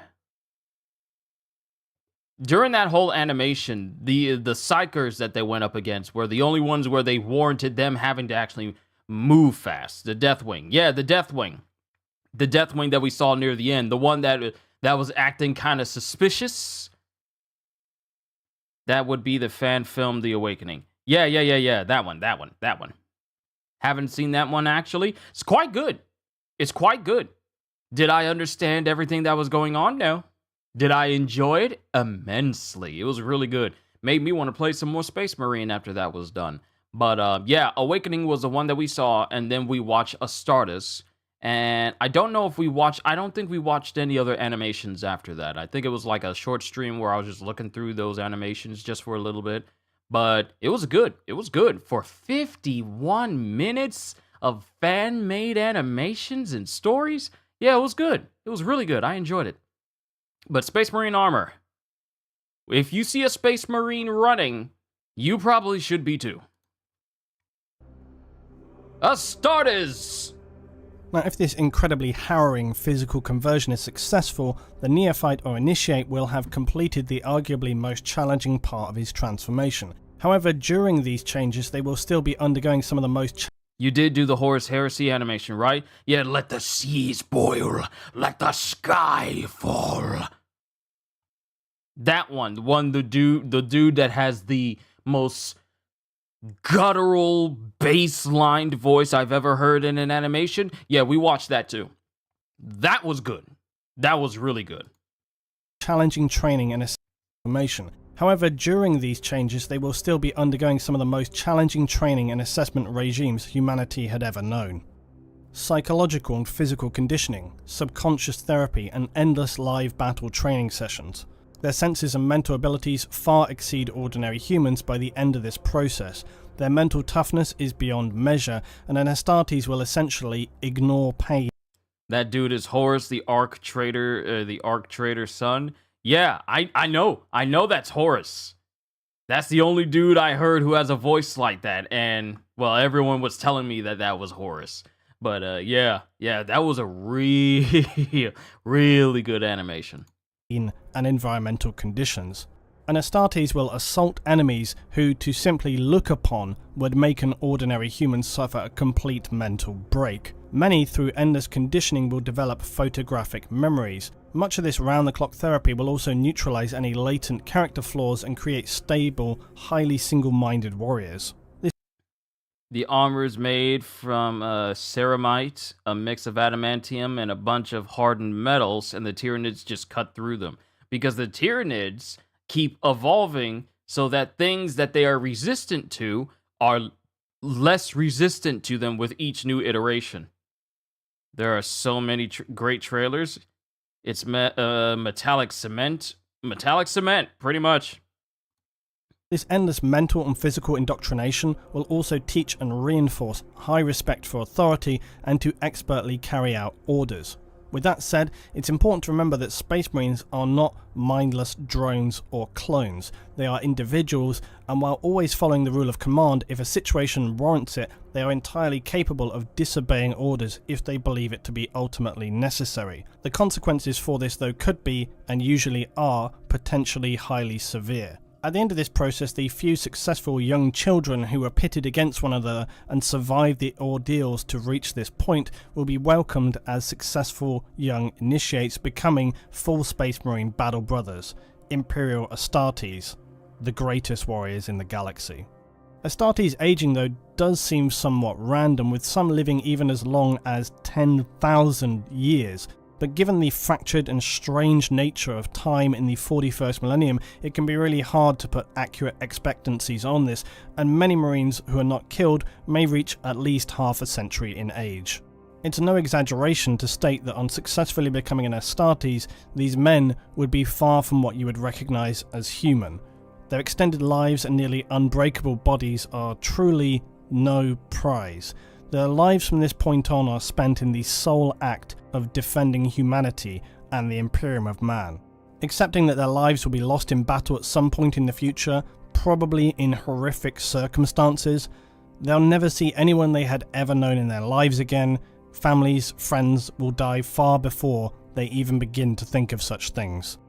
I was literally about to talk about how if these dudes are living full-on centuries, the very same family members that they left, that generations will pass them by as they continue to be Marines. And when you have those who have been alive for thousands of years, Their entire bloodline could be just straight up gone. Generations upon generations of kids and grandkids and great grandkids. A lot of greats, a lot of great relatives would still be gone by the time they even begin to think about, like, I wonder what my mother's face looks like. And it's already been over 1,000 years, and all the faces you've seen have been heretics and monsters and enemies of the Imperium of Man. That's crazy. And if they do meet, it's not always pleasant. If you know, you know. I do not know, so I can't say.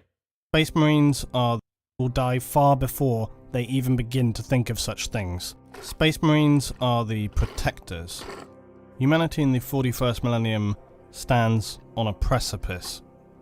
We've known many horrors, disasters, and catastrophes, the ending of many worlds, but the next millennia will be the most critical. Threats surround humanity, some still difficult to gauge just how severe and if we can resist them. Our hope is in the Astartes, and the Imperium of Man, and the Emperor. With the Primarch rulebook Guilliman returned, there is a glimmer of hope in the darkness.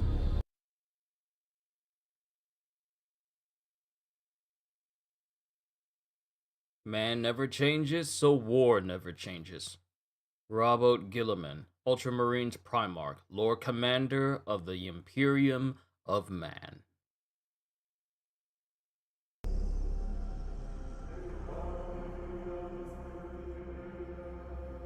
Wow. Sometime later, your sister's grandchild might join you. Remember, the Emperor... Astartes are functionally immortal. The oldest still remember the Emperor, not as a god. So there are some who still remember the Emperor before all of that went down. Before everyone started treating the Emperor of Man as a god. Some of them are still allowed to remember the Emperor before all of that went down. Okay. So, here's something I want to look up.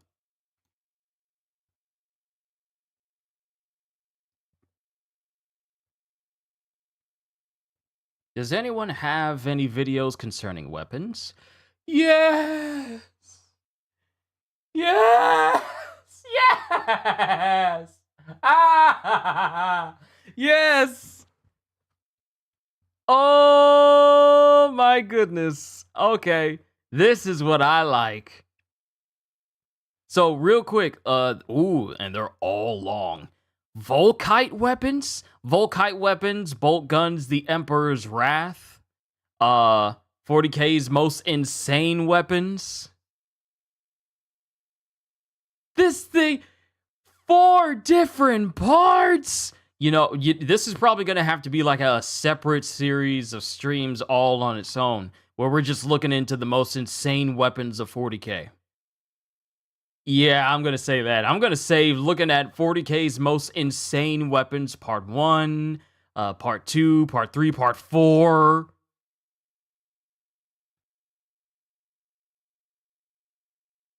Yeah, I'm probably going to have to do separate sessions when we're looking at the most insane weapons. But one I'm kind of interested in, let's look at the Volkite one. Let's look at the Volkite ones, because that's 12 minutes. Let's check that one out. I'm kind of curious. Let's see, some families have tradition training their firstborn to join the Astartes. Loki of the Space Wolves had a bunch of grandchildren in his squad.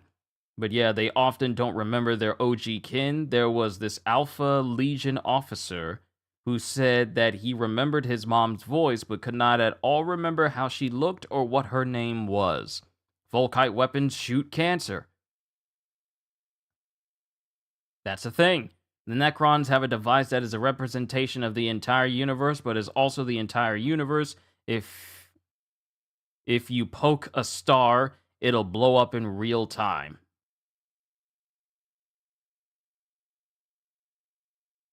What?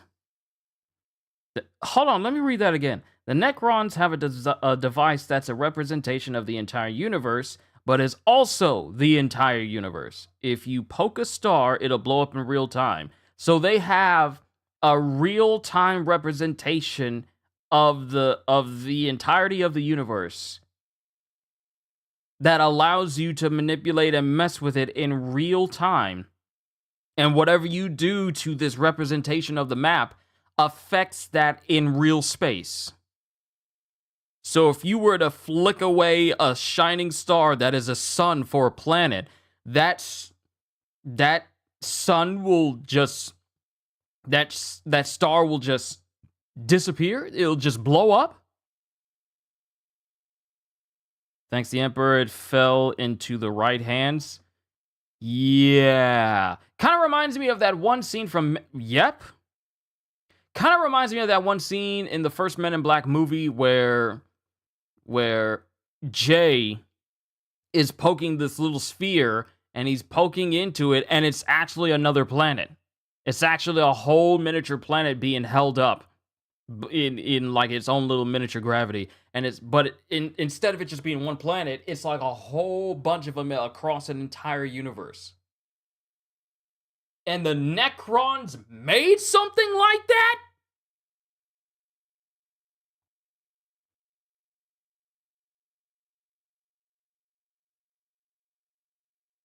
Just got this randomly as a person who watched 2 videos on this 2 years ago. T1000, welcome, welcome, welcome. Hopefully your day has been well. We're just looking at a whole bunch of Warhammer stuff. I'm not going to look at the most insane weapons of Warhammer 40k, because I actually want to save that as a separate stream altogether.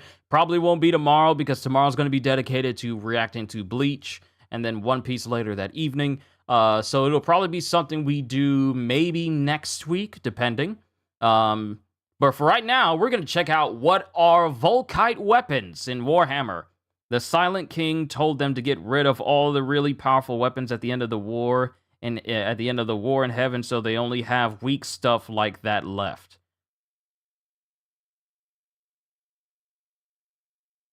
In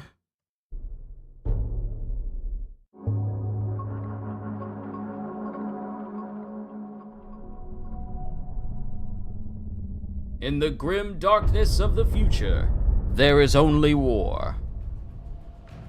Yep, I'm booting up Space Marine after this. I gotta play. The upper barrel was an ancient beam weapon. A Volkite, some called it. It was a Space Marine killer, but could it kill a Primarch? Lord Admiral Brython Semper.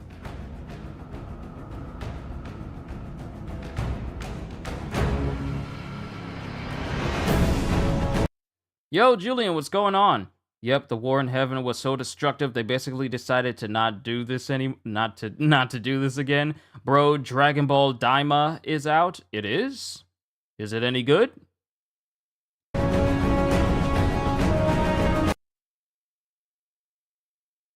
Seriously, the guy reacts to niche culture gig has so much potential to go viral. It does. It does. Especially considering that people are learning more and more about Warhammer 40k now. A lot more than they did in the past. Now, mind you, Warhammer definitely has its audience, and it's always had its audience. But now, when you get good games like Space Marine 2 that's putting itself out there for people to recognize, then people are starting to get more invested in this game. I know for me, the same thing happened where I never played a single Armored Core game, except when From Software made Armored Core 6 Fires of Rubicon. That made me interested in the world of Armored Core, and I was like, yeah, this is insane. I love this. The same has happened for Space Marine 2. I haven't had this game on my radar until... I haven't had this universe on my radar. I wasn't interested in anything dealing with Warhammer. I heard about it in passing, and I didn't think too much about it. But now, I like learning from it now. And also the community who has been helping me learn stuff about this as well, like everyone here in chat, they've made this an even more welcoming experience where I feel more willing to learn this stuff. Because if this was like a toxic environment, so like if you don't know what's going on, if you don't know anything about the Horus Heresy, then you're not qualified to look at anything else Warhammer related. No, everyone here has been so nice about me learning this stuff. They've been patient with me, especially when I get stuff wrong, because I know I get stuff wrong because I'm not as versed.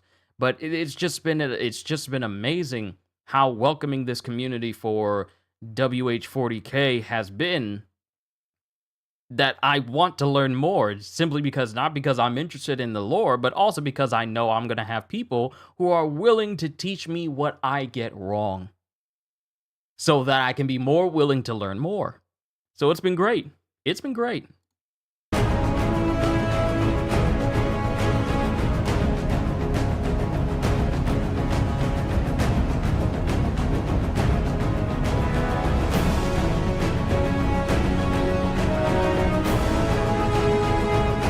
Volkite weapons return after 10,000 years. This'll, real quick, this'll also be my little refresher. I wouldn't say refresher, but my training course on Volkite weapons before Volkite weapons get added to Space Marine 2. As far as I remember, only a Volkite pistol is getting added. I think it's just a Volkite pistol that's going to be getting added. But at the same time, this will help me understand just what these weapons are.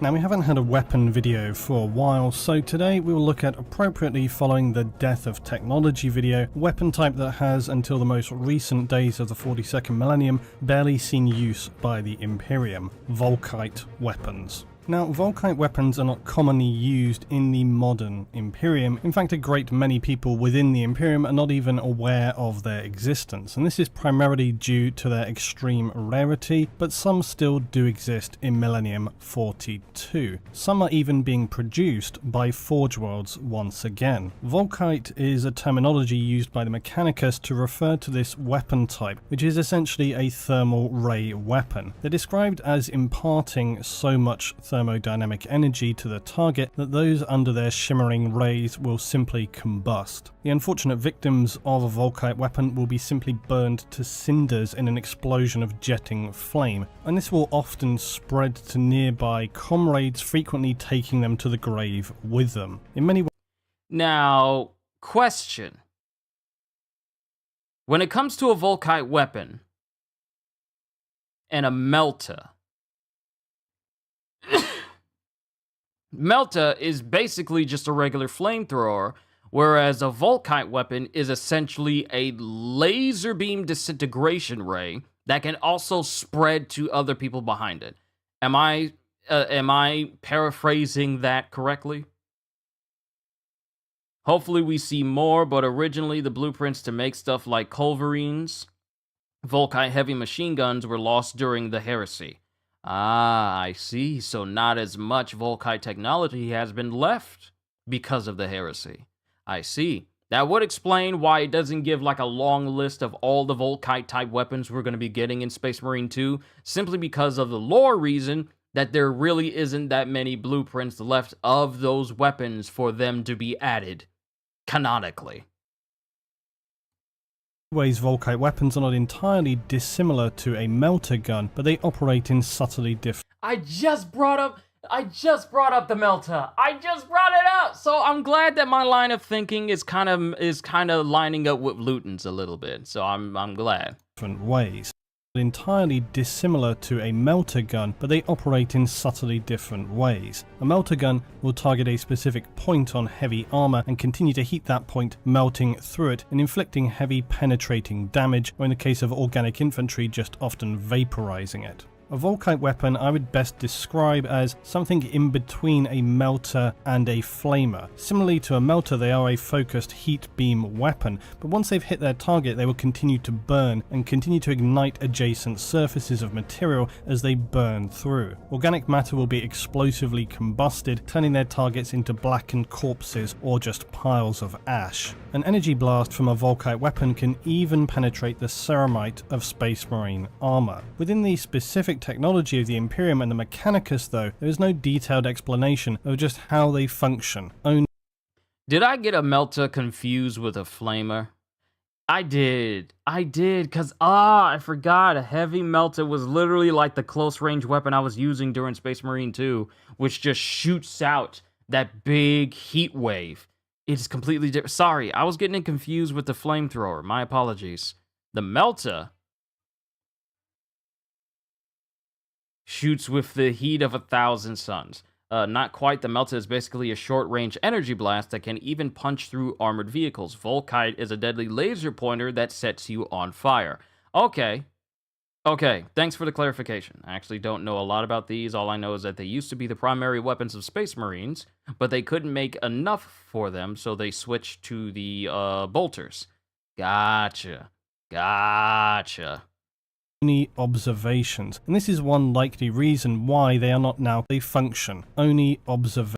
Mechanicus, though, there is no detailed explanation of just how they function, only observations, and this is one likely reason why they are not now commonly available. However, there are often practical reasons as well, which we'll get into. But most probably the main reason is because they were originally manufactured before the Imperium existed, likely originating from the Dark Age of technology. So while they are able to be fabricated, the resources required are said to be considerable compared to more standard armaments. At the beginning of the Emperor's Great Crusade, Volkite weapons were fairly readily available, but the Great Crusade was a fast-moving and demanding campaign, and so many Volkite weapons quickly succumbed to wear and became unable to function efficiently or at all. Now the Imperium faced different threats then compared to the modern period, and so Volkite weapons also saw more effective use back then. In the modern Imperium, while they do still have a place, they now face enemies such as the Necron, Chaos Marines, Tau, and so on, and so the flexibility of Wargear has become far more important than it ever was.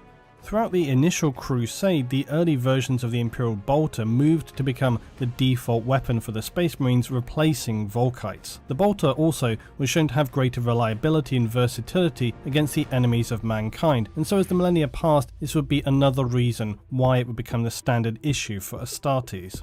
Volkite weapons, though, were not issued only to Astartes. Within the early history of the Imperium, they were in fact so readily available that even the Imperial Army, which is the precursor to the Imperial Guard, had access to Volkite weapons, specifically the Solar Auxilia. In fairness, the Solar were some of mankind's more elite forces when it came to human soldiers, and also the Imperium's outlook was very different in its early days. It was a different time, more optimistic period for human history, and before the heresy, the Solar was seen by many as being second only to Astartes themselves. The Solar Infantry were extremely reliable and would often be used in a Pathfinder role for the Space Marine legions. As the Great Crusade wore on, the Solar would be stationed as the first line of defense against any who might seek to overturn the newly returned worlds of the Imperium. Because of their well-respected reputation, it was only right that they would be adequately equipped, and unlike modern Guard, the Solar also wore what is known as Void Armor, and this is an iconic and fully enclosed, reinforced environmental combat suit. While the Solar did use a pattern of las weapon as the Guards do now, many of their forces often favoured the use of focused energy weapons like Prometheum Flamers, Melter weapons, las cannon, and also Volkite. The Volkite weapons were at one time a standard weapon choice for Solar Auxilia, but as with the Astartes, Volkite would become rarer and rarer over time. For both these forces of the Imperium, the Volkite... Real quick, this dude, this illustration right here, looks like an enemy you would run across in BioShock 2. This looks like a character you would come across in BioShock 2, or maybe, what's another game that would have people decked out in this sort of armor? Maybe Metro? I don't know, but it looks like not Space Marine levels of bulkiness, but like the heavy guards that you would face in a dystopian futuristic setting. A dystopian steampunk type setting. That's what this guy looks like. Volkite transitioned to becoming a relic weapon and a mark of distinction, something that would be reserved only for veterans of a unit, a highly prized, powerful and symbolic piece of weaponry that was recognised as a tool of the early Imperium, and I'm sure for some represented many great victories, goals and achievements of this time. There have been at least as many as 10 variants of the Volkite system, even some which were automated, and that's not to mention infamous users of it as a primary weapon such as Fulgrim, traitor to the Imperium and Primarch of the Emperor's Children. Now I should note that Imperial Knights will also carry Volkite weapons, This is largely due to knights often being weapons of war that are many millennia in age and are diligently maintained by the sacristan and tech priests, so you may have seen Imperial Knights fitted out with Volkite weapons at any time. Dreadnoughts, because of their lives in stasis, only to be rolled out when their chapter need them, may also see some ancient patterns from the early days of the Imperium, like for example the Contemptor Dreadnoughts. And it is said that few of these dreadnoughts can still even be awoken and are living reminders of a time when the Emperor strode through the galaxy. Because of their great age and therefore the nature of their construction, which is now long since forgotten, Contemptor Dreadnoughts are also capable as knights of wielding Volkite weapons. For many millennia, the Volkite weapon would become a rare and largely forgotten tool. It's highly doubtful that many within the Imperium, as I said, would even have been aware of its existence at all. However, within the galaxy of the 41st and 42nd millennium, the tides have begun to turn, and not necessarily in the favour of humanity. The Volkite weapons, which were once seen as being beyond the reach and knowledge of the forces of the Imperium, have begun making something of a resurgence. They are once again seen to be wielded by the forces of the Imperium, but why and how? To discover this, we look at the scant reports that exist in relation to the Carnarvon tank. Like the Volkite itself, this tank pattern originates from the early prehistory of the Imperium, and few examples of the Carnarvon were believed to have survived. Similarly to Volkite though, the Carnarvon would have at one time been a common sight, and they share the status of now being a rare and revered weapon of the Imperium. Except for the fact that with the future seemingly and for some quite literally darkening for humanity in the 42nd millennium, the tech priests of Mars have apparently seen fit to reinstate the STC for the Carnarvon tank on several Forge worlds. This description raises many more questions than it answers, although it answers one thing that has been a fairly open secret, that the Mechanicus have likely been stockpiling technology for whatever reason, including STC patterns. Real quick, Promethium flamers, by the way, are explosive fuel flamethrowers that, due to the fuel used, are also toxic. So the fumes that they give off, or just the flames that they put out? Not only will it burn you, but it'll also poison you as well? Or is that just specifically the fuel and, smoke that it gives off as well? Can you imagine? Can you imagine a flamethrower in real life that can also leave toxic fumes behind of the things that it burns? Can you imagine? Contemptor dreadnoughts are crazy. They run, jump, and even use jump pads. I am terrified of a giant robot that looks like it'll just move slowly, and then when it really wants to take me out, it starts running towards me like Big Mom in that one scene from One Piece. It'll see me, and then it'll just start running towards me. Because there's nothing more terrifying than something that is much larger than you running straight towards you. Even more terrifying when it's a gigantic mech running towards you. Not like how the Jaegers did in the second Pacific Rim movie. More so like the Jaegers did in the first movie. Because the Jaegers were better in the first movie than they were in the second. In the second one, you lost all sense of them being weighed down as giant mechs, and it just felt like it was a Power Rangers episode. But you guys get what I mean. Giant mechs that start running towards you, not walking quickly, but running towards you, terrifying.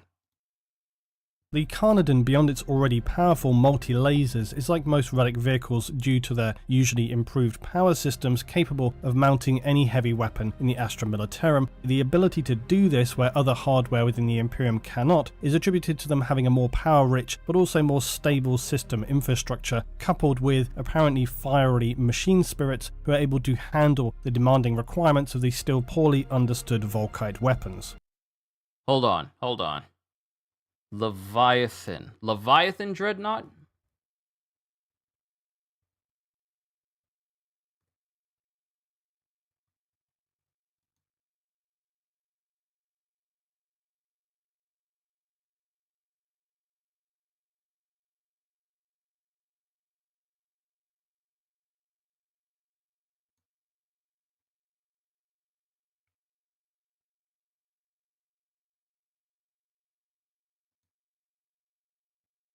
Contemptors are sick, yeah. The Leviathan, though, is even scarier and larger. Google this thing. Sure, it'll be slower, but it's an angry brick wall of a unit that doesn't just kill you, it more likely turns you into red mist.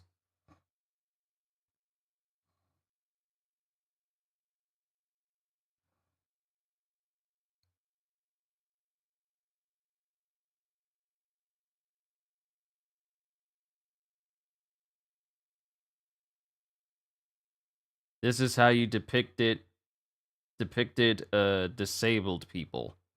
By putting them in mechs. Let's see, power, Leviathan's oversized automantic reactor allows it to bear weapons more powerful than other classes of dreadnought, and also powers reinforced energy shields that surpass those developed for the Contemptor pattern dreadnought. Power has its cost, though, and the systems of the Leviathan place a lethal level of strain on the minds of its occupants. Space Marines who find themselves interred within a Leviathan will pay a heavy toll, either with their life or their reason. So they either lose their minds or they lose their lives. The tormented and ravaged minds of those Astartes interred within are driven to the edge of madness by the little understood mechanisms unique to the Leviathan dreadnought, trapped in gore-soaked dreams of the lost age of darkness during the Horus Heresy, which haunt the machines themselves and soon suffer a final dissolution owing to the terrible strain the Leviathan inflicts on those who would dare to master it. Only the full authority of a master of the chapter is sufficient to unleash these terrifying machines in war, as where they strike and what they kill is as often determined by their dark dreaming as it is the will of their commanders. Why is this whole description so metal? It really is. That is terrifying. That is terrifying.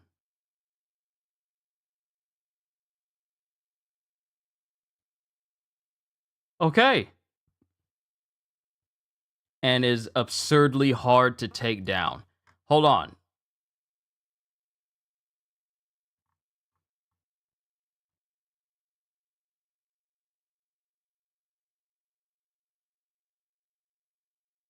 Ah, here it is. Let's see. Its massive frame incorporates hybridized technology, some dating back into the dim past of humanity, towering over later Imperial combat walker patterns. This heavily armored dreadnought is savagely powerful. I love that description. Savagely powerful. You know, you always get this incredibly powerful, immensely powerful, but you don't get too many things that say savagely powerful.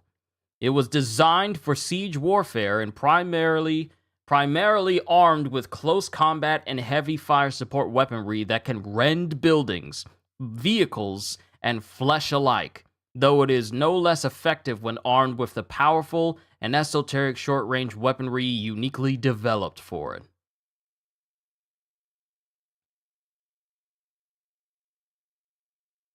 That is scary. Those few examples of relic Leviathan dreadnoughts which survive into the 41st millennium are ancient and terrible relics, rarely spoken of and rarely deployed, dreaded as much as they are revered by those chapters in whose armory vaults they reside, and stand empty until direst need. You unleash these things, you unleash a swath of death across wherever they are directly looking at. That is terrifying, but also kind of cool at the same time. Everyone, stand at attention! A Leviathan is being raised. And that's when everyone just shuts up, everyone gets quiet, because this thing is taking the field. That is scary. The resources required to produce one were immense, equal, perhaps even to an Imperial Knight. Maybe made available to the legions Astartes only in limited quantities before the outbreak of the Horus Heresy. They were highly valued and recognized as savagely powerful siege and hunter-killer units. If someone sends this thing after you, it's only a matter of time. You will not get away from this thing, unless you suddenly gain the ability to fly in space. They placed an onerous and ultimately lethal strain upon their occupants, the Leviathan's incumbent, burning brightly but briefly in their second life. Many in the ancient Mechanicum were deeply uneasy over the design, seeing it as purpose-designed to match and indeed destroy the Mechanicum's own battle automata in some future unforeseen crisis or dispute between them and the wider Imperium. During the Horus Heresy, loyalists with access to Terra were able to obtain new Leviathan dreadnoughts, although never many, while traitors and isolated loyalist forces were reduced to marshalling their few Leviathans carefully or hunting down the relics of the dead from the battlefields of the Galactic War to be recommissioned. And Wargear. Oh, here's all their weapons. Here's all the weapons. A relic Leviathan, a Leviathan pattern dreadnought is armed and equipped with 2 Leviathan siege claws with built-in melta-guns, 2 torso-mounted heavy flamers, smoke launchers, reinforced automatic shielding. A relic Leviathan pattern dreadnought may replace one or both of their Leviathan siege claws with built-in melta-guns with any of these options. 1 or 2 Leviathan siege drills with built-in melta-guns. So it's a drill with a built-in gun next to it? Or 1 or 2 Leviathan storm cannons. What's a storm cannon? Cyclonic melta-lance and a grav flux bombard. What is a storm? Oh, that's a storm cannon. It is just an autocannon. A 4-barreled, rapid-firing siege cannon. Similar in design and function to the ubiquitous autocannon, the storm cannon is a quad-linked, rapid-firing weapon purpose-built to scythe down infantry and clear out the defenders of tactical objectives. These weapons scare me, but I'm so interested about learning more. A storm cannon is 4 autocannons taped together. Pretty much, yes. All right, let's get back to the Volkite. But despite this resurgence and quite honestly surprising return to production of Volkite weaponry in the 42nd millennium, there is no seemingly mass deployment of Volkite weapons on the horizon. In fact, currently the only non-specialized infantry in a broad sense wielding Volkite weapons are the Tartarus Terminators, and this is likely due to the fact that their armor is a more ancient but also, again, advanced type, allowing them greater mobility than other examples of Terminator armor and no loss in durability or protection, but it is not specified. However, I would speculate that because of this more historical armor type, they are, similarly to Knights, Relic, Contemptor Dreadnoughts and Carnarvon, able to handle Volkite weapons because their power systems are also able to do this. Now, as I said, while Volkite weapons do not appear to be on the way as any kind of standard issue weapon, they do still... Sorry about that tangent, by the way. Oh no, it's fine. I welcome the little tangent, because I was interested in finding out more about the Leviathan Dreadnought, and it scares me. And look, more stuff concerning these dreadnoughts. These Leviathan dreadnoughts. Look at all these different versions. No, these jokers are crazy. Represent a niche advantage over bolter weapons in some respect. The main benefit with a Volkite weapon is that every shot will weaken the armor of their enemy. A bolter round either has to penetrate the armor or cause enough of a blast on impact to deal shock damage, yet it could, for example, fail to make it through the armor or even just glance off. Now, Melta is a powerful weapon, but it's a concentrated short-range point weapon. And then you have a Flamer, which, while capable of incinerating mass groups of enemy, showering them with liquid burning fuel, is a surface contact weapon. So drawing the benefits of a Volkite weapon against its other alternatives is a very fine line, but it really comes down down to versatility. It's slightly more powerful than a standard bolter, it can fire multiple rounds in succession, but it doesn't have the on-the-move speed of a bolter, it's a bit more bulky. It doesn't have the armor-penetrating focused beam of a melter, but if it were to hit its target, it's going to have an igniting effect burning through the armor, and this can leave enemy weakened and vulnerable to follow-up shots. Now, given the advancements in bolter weapons like the Stalker Bolter or units like Primaris Hellblaster with plasma incinerators, which when supercharged will deliver the armor penetration of a melter weapon and the damage of a Volkite. Now, the trade-off of course with plasma weapons is that they're not always going to be the most stable of weapon. When fired with such power, they could even explode, killing the user. The Volkite though is a weapon designed from a different age and is therefore more refined and more stable. So knowing all of this, it's questionable how relevant the Volkite is for infantry. It's a powerful tool to be sure, but it sits fairly in the middle of infantry weapon options, and this is perhaps another reason why it is not seeing a huge resurgence. The nature of combat for Imperial forces is often highly specific. It requires the right tool for the right job, and not something which is certainly effective, but is also a bit of a jack of all trades. Volkite weapons though, when scaled up for more powerful units, like a Contemptor Dreadnought, a Knight, or a heavy tank of the Imperium, well then, it can still be a horrific force multiplier.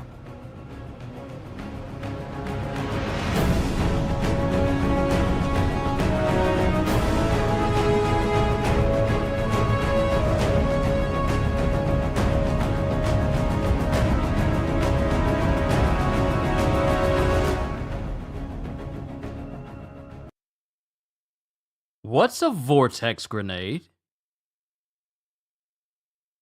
Rob Sykes, Volkite weapons to be awesome? Yeah! Like he said, while it'll take a bolter a little while to get through some armor, Volkite will just burn through it and then burn through the armor and then proceed to go through the armor to the person underneath. And it'll just eat through it like a superheated acid. But what is a vortex grenade? I know this is going to be 8 minutes, but what is a vortex grenade? Opens a warp rift. This is a grenade that does this?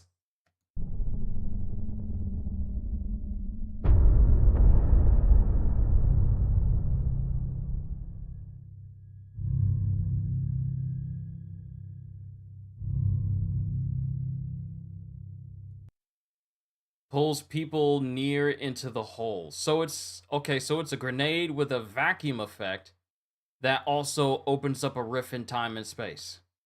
Nothing survives its touch. Nothing escapes its grasp. It is a weapon of unspeakable power and unmatched devastation. A horror from a bygone era. Abraham Cabal, Salamander's Tech Marine. The rabbit hole continues. Yes, it does.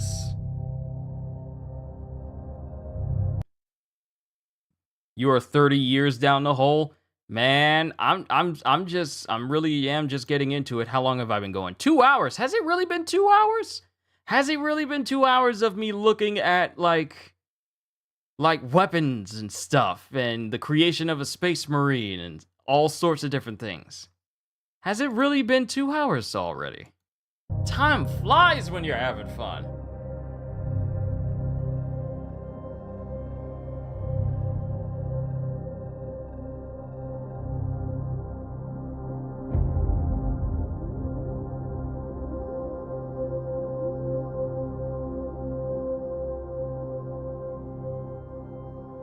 At the near beginning of human history, humanity set a precedent of violence towards animals, itself, and development of tools and weapons that would give it a survival edge over its Neanderthal relatives. Hey, it's Far Cry Primal. Before humanity developed blades, spears, and projectile-like arrows, the most simple and basic means of killing was devised: throwing. Stones sorted by weight and dimension have been located near caves inhabited by Stone Age man. These rounded rocks were determined to have been suitably selected that if thrown from anything like 50 to 80 feet from a chosen human's prey, they would have been enough to significantly injure and disable their chosen target. Humans are specialised for throwing both anatomically and psychologically, and it's been often observed that the development of such behaviours are intrinsically linked to development of other capabilities such as speech and increased auditory development. Later, during the 15th and 17th centuries, mankind would begin to cast iron ball-shaped throwing weapons, the first true grenade-like weapons that were filled with explosive gunpowder, and so revolutionary was the weapon that specialist elite units were created to use these new tools on the battlefield, designated as grenadiers. By the 20th century, grenades were still primitive, often being somewhat improvised using metal cans filled with gunpowder and then other material to create shrapnel. And the wars of the early and mid-20th century would see the biggest advancements in grenade design, first with the Mills bomb and later the stick-style grenades and Mark II grenades, the arguably first true frag grenade. In the darkness of the far future, mankind has maintained its love for thrown weapons, some retaining their simple and functional mechanics, the most common still being the frag grenade, largely unchanged over millennia. More advanced grenades of course exist, such as the plasma, EMP and stasis grenades, but in the apocalyptic darkness of the 41st millennium, humanity holds in its hand a weapon with such power that life and death on such a catastrophic scale rests on one individual's choice: to deploy a weapon that can end everything. This cataclysmic weapon is known as a vortex grenade. Okay. Vortex grenades are one of the most devastating, spectacular, and horrific of all throwable weapons. I think one could argue as well a fairly risky weapon to choose to be in the format of a hand-thrown grenade, given its almost total level of destructive power. They are an exceedingly rare and almost exclusively deadly weapon that unsurprisingly originates from not recent days for humanity, but instead is said to have been developed in the lost and clouded times of humanity's dark age of technology, a time when mankind had a far more advanced understanding and creative approach to science and technology, when mankind was not afraid to experiment and create weapons that far exceeded the power of much that is available in the 41st millennium. A very significant amount of which is now likely lost forever to the darkness of history, with few prospects ever to be rediscovered, unless humanity achieves its singularly greatest ambition and locates the holy grail of technology, an intact STC, that is a standard template construct, which would instantly gift mankind once again all of its prior knowledge and technology that has now been lost for many millennia. The vortex grenade is generally a spherical design. Encased within it is a warp mechanism that when activated forms a localized tear between real and warp space, creating, as its name describes, a vortex. This vortex, upon touching anything or anyone in its locality, will be dragged into the vortex, unable to escape its extreme forces, and then subsequently torn apart as all matter and energy is drawn through the vortex and converted into the material of the warp itself. It's speculatively difficult to know if being consumed by the vortex would be a painful experience, given it's very likely a fast and distorting sensation to go through before death. However, it certainly is at best an unpleasant way to die, not unlike so many of the weapons of the far future. The destructive power of a vortex grenade, however, is only one part of their deadly nature. Most grenades are instantly consumable. They're thrown, they detonate, and that's the whole story. It's not quite so simple when it comes to vortex grenades. Once activated, a vortex grenade's warp forces will rip, tear and swirl powerfully around, causing the vortex itself to move around in a totally uncontrollable and unpredictable fashion.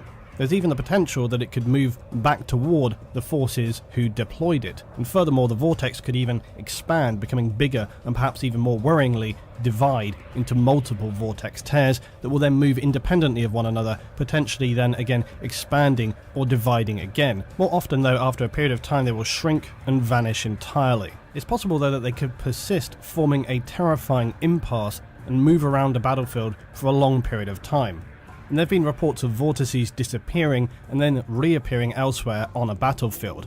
An unpleasant shock to anybody standing on the ground as the pure immaterium opens up beneath them. Vortex grenades are a highly random and unpredictable weapon, and as such are likely only to be used in situations of dire circumstances, where the odds are solidly stacked heavily against the force deploying the grenade, because they could in all likelihood end up destroying the user as well as the enemy. With all this in mind, vortex grenades are by no means a weapon that should be activated lightly. There have been Okay, let me see. If you want a nice palate cleanser, I have 2 suggestions for you. Check out the 10th edition trailer for Warhammer, or check out Lord Inquisitor Prologue. Watch the Galactic Empire Meets series from Full Moon Studios. For reference, even if there is a chance of finding an incomplete or damaged STC, the Imperium would willingly sacrifice billions. Yes, with a B. For it. That's how scary the tech within STCs can be. Such an awesome weapon, so much fun on the tabletop. Okay.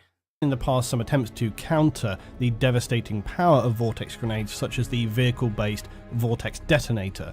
And this would instantly cause a vortex grenade, if being activated for throwing, to detonate in the hand of the user, a costly miscalculation to make.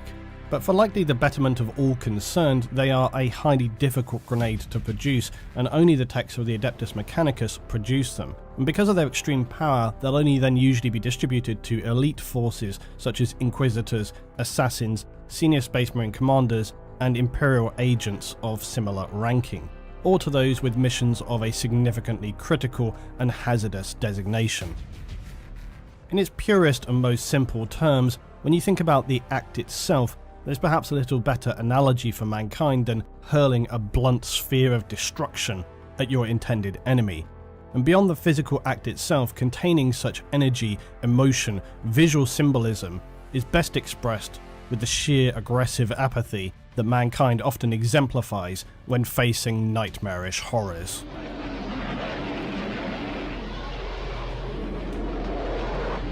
Fuck you too!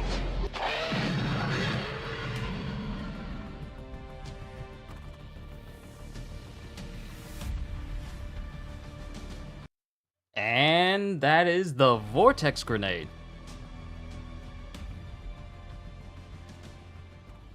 Yeah, I definitely feel like that would probably be too powerful for Space Marine 2. Okay. Imperial Assassins, Eversor and Recruiting, Imperial Navy, Worst Defeats, the Dominion of Chaos. Okay. So let's do this. You said 10th edition trailer.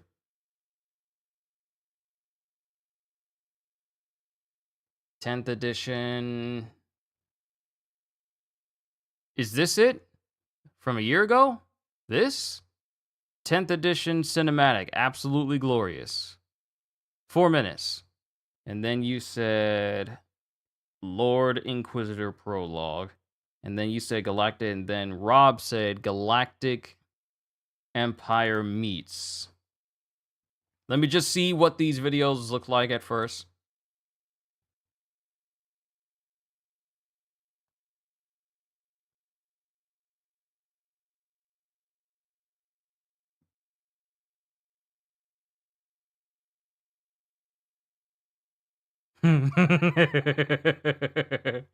I feel like I would really enjoy these.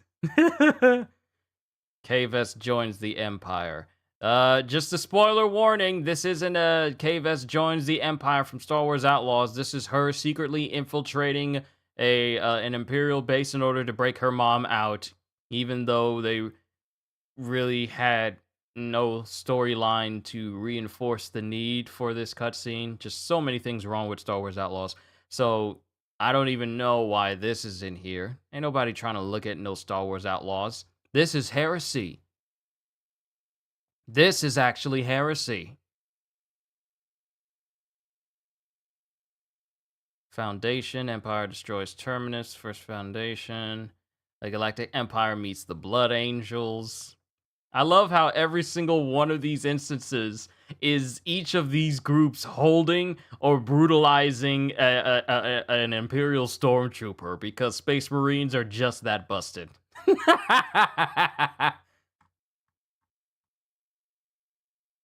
Let me see. Let's see. Yeah, that's it. Hilarious stuff. Okay. Okay. 10th. Okay, so let's check out the cinematic trailer, and then we'll look at the Galactic Empire Meets. We'll go to. I'll pull up the full thing so we can see what other things they have. Let me see what they got. Woo!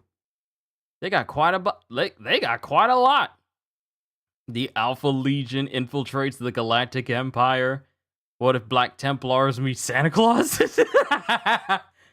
Stormtrooper meets a salamander. Night Lord joins the... Oh, these just seem like they're going to be hilarious. Okay, let's check out the 10th edition 40K trailer. And then we'll look at the... galactic, some of the galactic meets videos. So let's check out the new edition. Warhammer.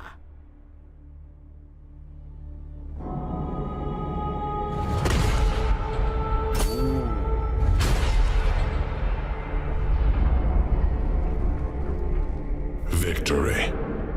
That is what the preachers cry from the spires of their temples. What commanders tell the soldiers in their service. The Indomitus Crusade meets with triumph after triumph. Day by day we tear Imperium Nihilus from the Despoiler's grip. And though we are beset on all sides, with each battle we drive back the mutant, the heretic, the alien.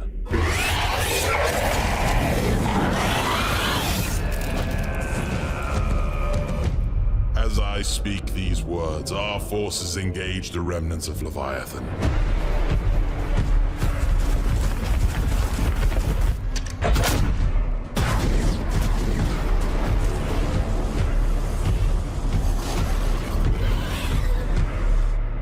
Reclaiming lost worlds, atoning for old shames. A crusade to cleanse the stars.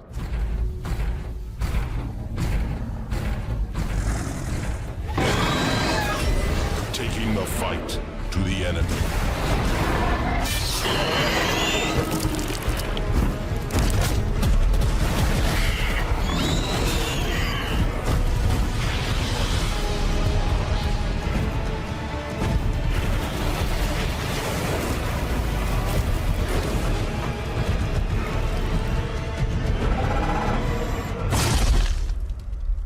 We routed the Tyranids at Baal. We broke their high fleet. Soon, their foulness will be but a memory. That is what the preachers say.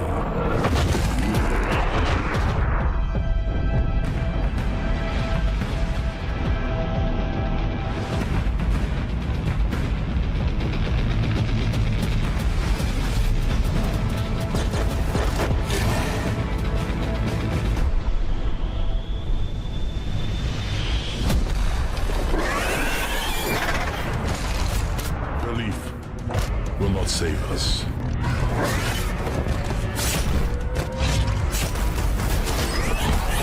Lies will not protect us.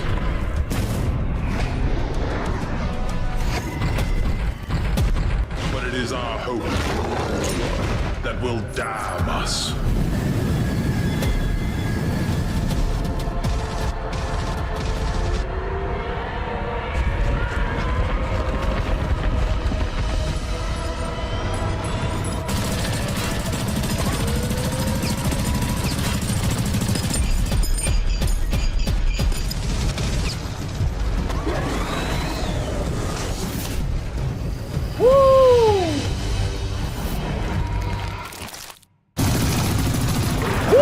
The spires and the slums. The way the music got quiet.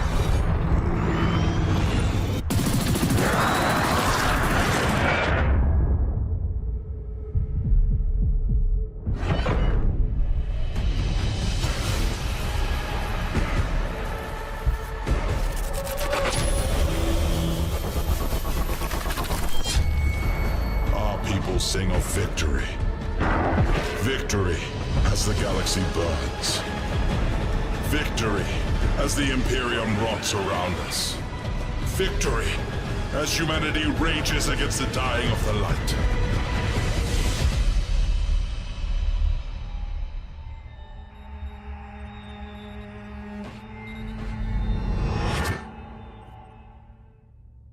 Victory.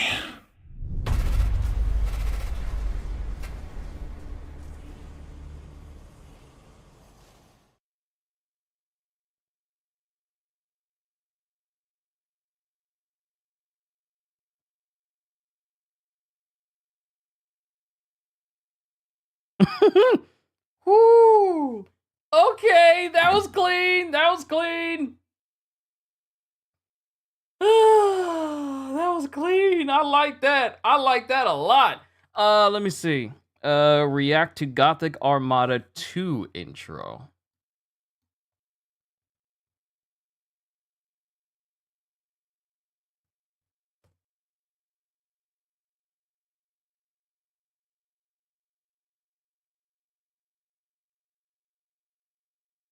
Is this it? Battlefleet Gothic Armada? The intro cinematic, right? Just the intro cinematic?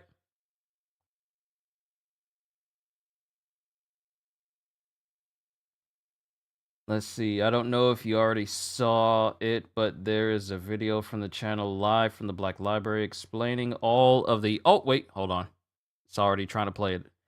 From the channel live from the Black Library explaining all the current plots in the setting. It's an 11 months old video, but nothing has changed. Okay. Okay, so that was the 10th edition trailer for Warhammer. Gothic Armada 2 has a lot of great videos. I think what you wanted me to look at was just like the I think it was Beta who wanted me to check out the cinematic. I think it might have been. I think it was, or it was her window. Someone was saying like just watch the opening cinematic for it. So we'll just check out the opening cinematic for Battlefleet Gothic Armada 2.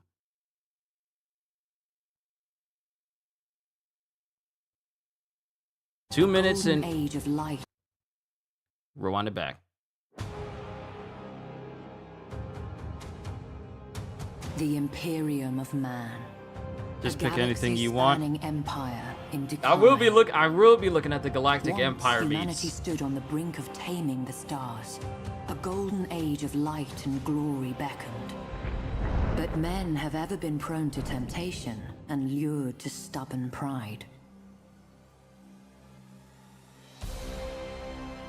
Now the Space Marines, intended as the vanguard of mankind's ascension, fight ceaselessly to prevent their father's work sliding into ruin.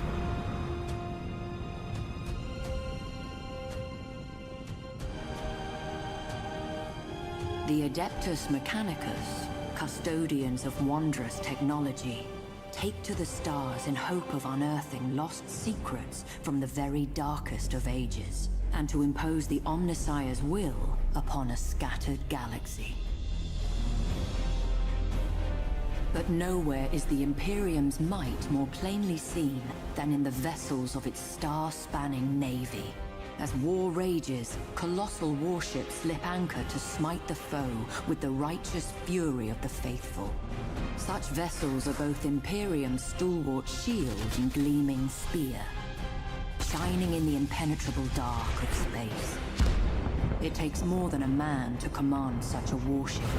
It takes a hero, strong in will and unflinching of purpose. Without such heroes, the Emperor's light would surely wane. Admiral Spire is one such hero, forged in the hallways of the vaunted Schola Progenium, tempered in the cursed days of Abaddon's 12th Black Crusade. Long has he been lost, but now, freed from the Immaterium's clutches, he returns to shed his blood in the Emperor's cause once more. Any who seek to sweep mankind from the stars must first reckon with Spire. Many have sought his head, all have failed. But one hero alone may not be enough to change the Imperium's fortunes. It will take thousands, even millions, for mankind to reclaim its footing in the Eye of Terror's gaping maw. And millions more to hold it. Such a task will not be easy. Cadia is demon-hunted rubble, and the Imperium itself is scarred, torn in two by the Cicatrix Maledictum. But it is the nature of heroes to triumph in adversity, and of faith to flourish in the dark.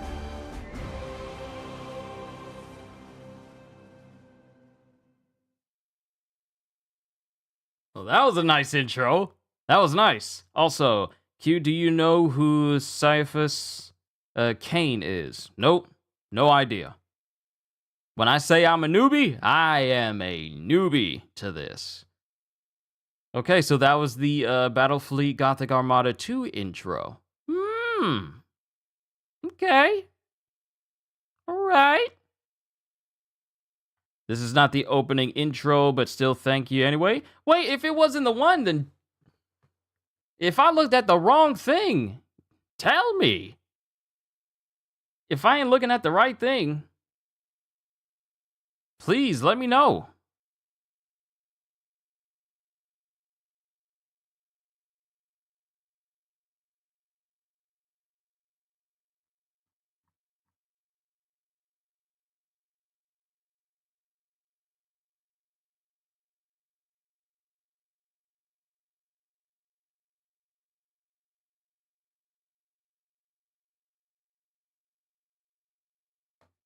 No, he's right. It's a good intro, but you want the human campaign.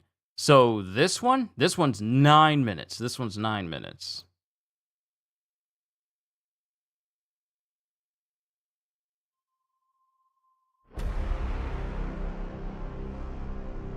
It's 40K. It's the right thing. 10,000 years, the Eye of Terror has spewed its ageless horrors into the galaxy, gnawing at the eternal glories of the Imperium, at the very soul of mankind itself. Is this it? Before I continue on, is this the one? Is this the one? Is this the right one?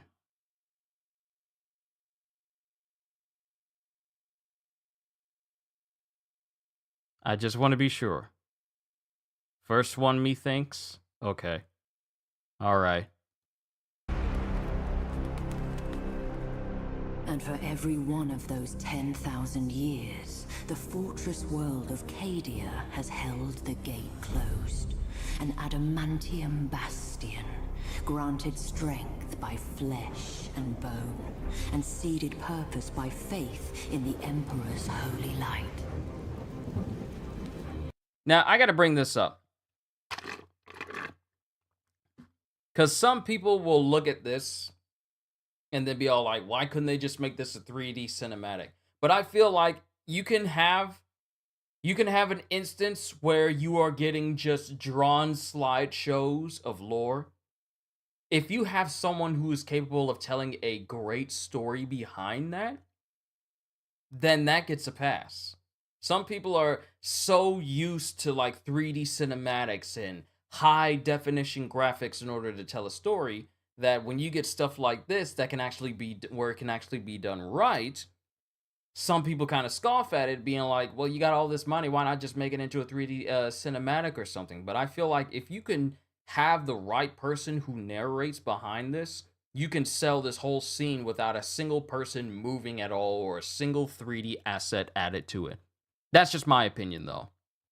You guys, a lot of people know that I'm big on aesthetics. So if you can make it both aesthetically pleasing with some good voice work behind it, something as simple as just watching a quote-unquote slideshow of images to portray a story can be done phenomenally well. But as the darkness grew ever deeper, and the blaze of the Astronomicon guttered like a wind-blown candle, the Eye of Terror pulsed. its baleful energy spilling anew across the stars.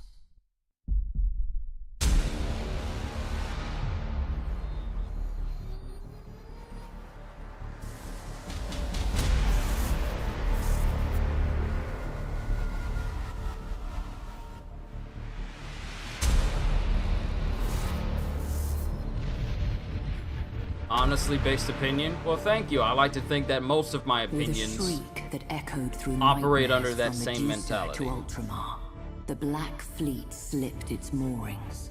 An endless tide of heretics, traitors, demons, and madmen whose desperate fealty was given over to a single damned soul. Abaddon the Despoiler, inheritor of the arch-traitor Horus's reviled legacy. The 13th Black Crusade, herald to a fresh age of nightmare, had begun. Stalwart Cadia would be the first to feel its wrath. A Blackstone fortress! Without our shields, that accursed Hulk will scour Cadia clean. Repairs to the null array are underway. We require only a matter of days. The Magos asks for time. I have none to give. My wolves will buy all that he needs. I'll urge my battle bards to prepare for my arrival. By the Fang, I'll not die without a fight.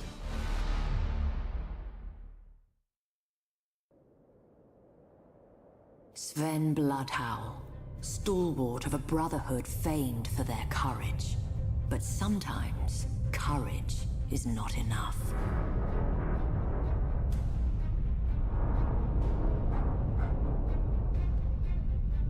Initialization failed. Null array inert. Insufficient power. Insufficient power. Rerouting.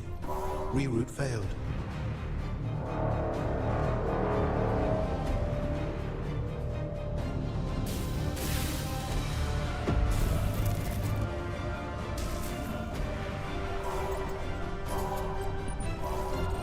Power surge. Processing. No data. Power building. Null array deploying.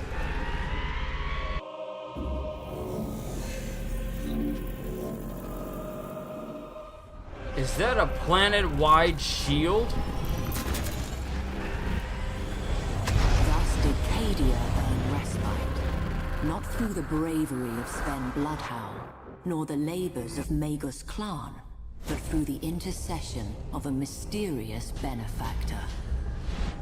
But the respite was short-lived. As the cheers faded, traitor warships blackened the skies. The siege of Cadia Secundus had begun. The forces of the Despoiler came in numbers uncounted, but the walls of Casa Kraf held. Even in that darkest of days, the flame of humanity's valor burned bright. With faith burning in their hearts, the defenders held the Chaos Hordes at bay, uncaring of the losses they bore in exchange. But flesh fails and faith flickers. With every bloody moment, Abaddon's forces drew closer to victory. I am just watching with anticipation.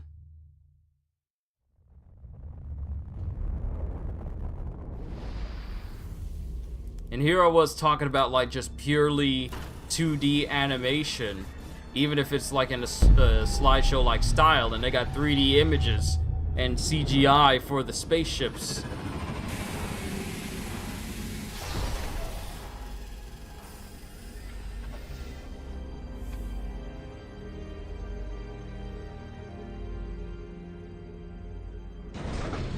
Can you imagine a Space Marine side-scroller? Your reputation precedes you, but I you choose a immediately, brilliant like, look at this, task. look at this, look at this, look at this. Doesn't this just scream a Metroidvania Space Marine type game? Doesn't it look like that? Just from this side view, this look like it. This could be like a Warhammer 40k Metroidvania side scroller. I'd pay for that, especially if it looked like this. I'd pay for that. That would be sick. That would actually be sick. It looks like it though. It's just me. It might just be just me, but it looks like it. Archmagos. Your reputation precedes you, but you choose a bleak time to come to Cadia. Bleaker than you know. My adepts uncovered pylons on Area 6. They are a perfect match for those present on Cadia, but were reduced to null during the Fourth Black Crusade. Abaddon. His malice holds greater purpose than we knew. Agreed. Ruined pylon fields have been discovered on many worlds, all unmade by the Despoiler. Why? Their heritage is alien, their purpose unknown. The pylons' forges remain shrouded, known only to the Omnissiah. But their purpose is revealed. They contain the Eye of Terror. If they are destroyed, the Immaterium will claim all. The Imperium will be their purpose is... I gotta come back because I got something else to say. This dude literally speaking and his deduction, and it displays probability of accurate deduction. Do you know how useful this would be for half the people on the internet who spill all of this quote-unquote information and they are 100% sure that they are right? Lots of these people need this little filter letting you know that you are 95% correct in saying this. Or you are 43% correct in saying this. Though some people will probably buck up against it because a lot of people nowadays don't want to be told that they're wrong. Because everyone thinks they're the main character they think they're the main character of life. And everyone has to revolve around that. But I feel like this would be hilarious to see on someone saying like, well, my channel's doing very good. I had tons and tons of people watching my stream, and like, everyone loves everything I do. And then you have a little bar that says, at least 37% correct. That's just me though. I'm just messing. I'm just clowning. Let's get back to it. Is revealed. They contain the Eye of Terror. If they are destroyed, the Immaterium will claim all. The Imperium will be no more. The pylons must be safeguarded. They are our only weapon against the encroachment of chaos. But I need time to study. Go, make your studies. May the Emperor guide you.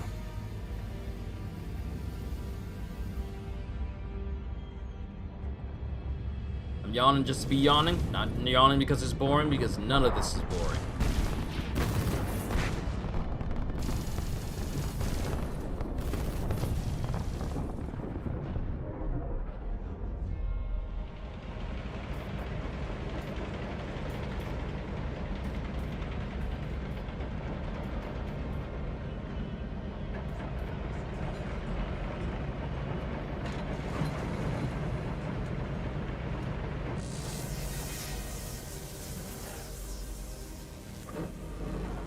I mean you no harm. But you are an abomination.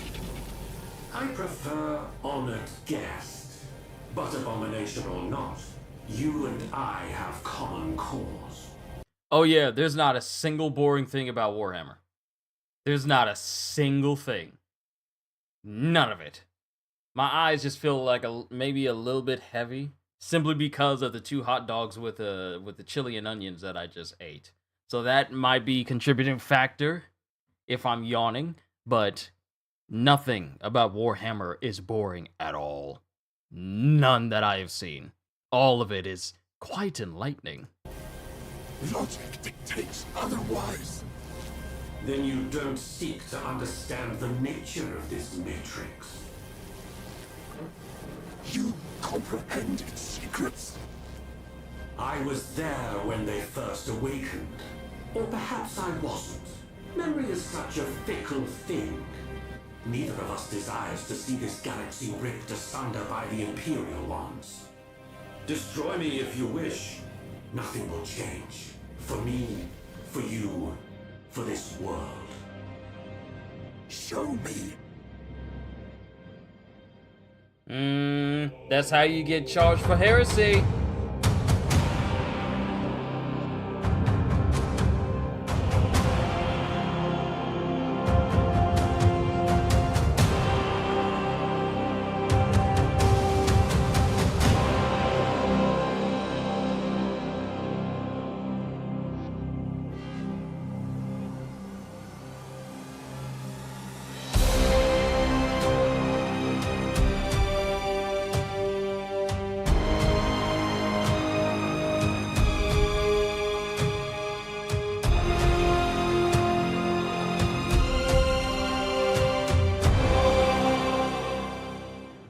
You've done your part, Admiral. I hereby take command of this engagement. We'll give that Blackstone fortress an opponent worthy of its size.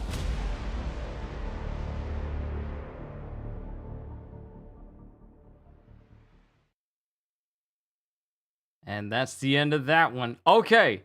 All right, let's move on to Galactic Empire meets. Belisarius Call, charged with heresy. That's impossible. That's impossible.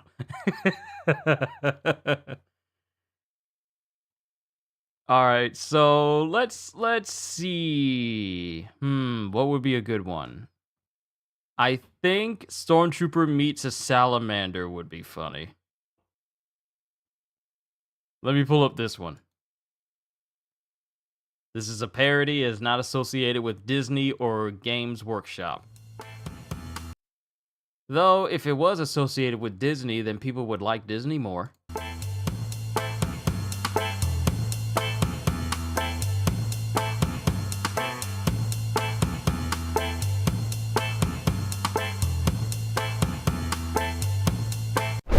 How dare these Xenos attempt to colonize a world belonging to the Imperium? Your aid against these Xenos was unnecessary, mortal. But it is welcome. My pleasure. Always happy to risk my life for the, Imperium. I must say, your armor is a little strange. Very shiny. Too sanitary. Definitely not a guardsman's flak armor. Oh, it's a local design. Native to the planet. This world has been out of contact from the Imperium for a long time. Time enough to develop odd practices, I suppose. Your story will have to be verified, but your bravery has earned you my trust. Oh, that's good. I am sorry for the loss of your men. Well, we are used to dying and wait. You have feelings? You are a space marine, right? Aren't you guys supposed to be, callous murder machines? No offense, but I thought you guys didn't care about casualties. You're actually sad they're dead? Of course. A human life extinguished before its time is a great loss. But ordinary men like yours sacrifice their lives without a moment's hesitation. Even warriors such as I can draw strength from their bravery. Wow, I'm not used to anyone caring about what happens to us drones. It feels a little weird, if I'm being honest. We're used to being treated like any other replaceable resource. At the end of the day, we're just numbers. We're meant to be expendable.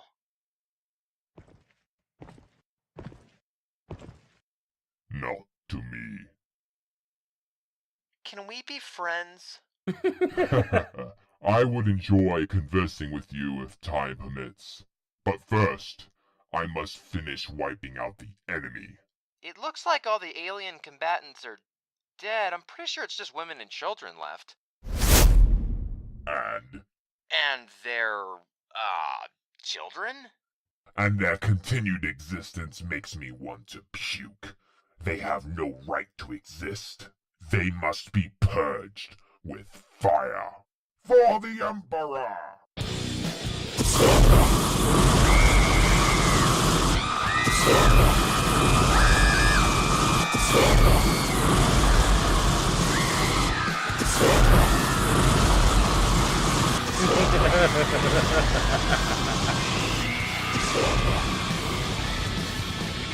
Funny thing is, And you think you know a guy. Yep, I'm never doubting the Empire again. Screw it. We're the good guys. this is exactly how a conversation would go. Commander, are you alright? No. My disappointment is immeasurable, and my day is ruined. What? Oh, never mind. I don't know why I said that. Well, whatever the case, this recon mission has yielded some interesting results. I think you'll want to see... Forget any of that. We need to get the frick out of here. Space Marine. Space Marine. Even salamanders would be all like, yes, we believe. Hey, you're kind of nice. Commits war crime. Yeah, pretty much. Pretty much.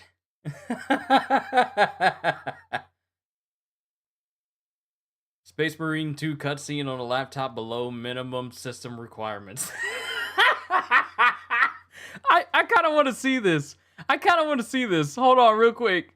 Taking the time to diverge a little bit. With pleasure. How the cutscene's supposed to look.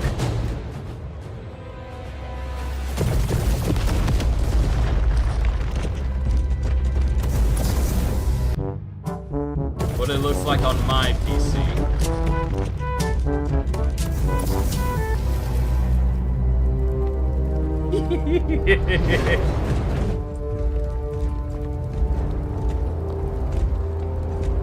And this is if you're using low system requirements, if you have it set that way.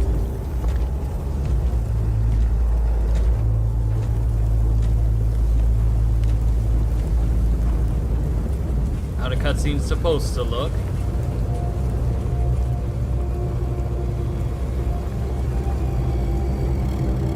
There's old dude who got impaled. Chaos. What it looks like on my PC. Dude is gone.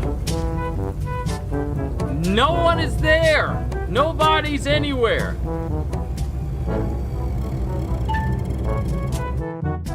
No one is there.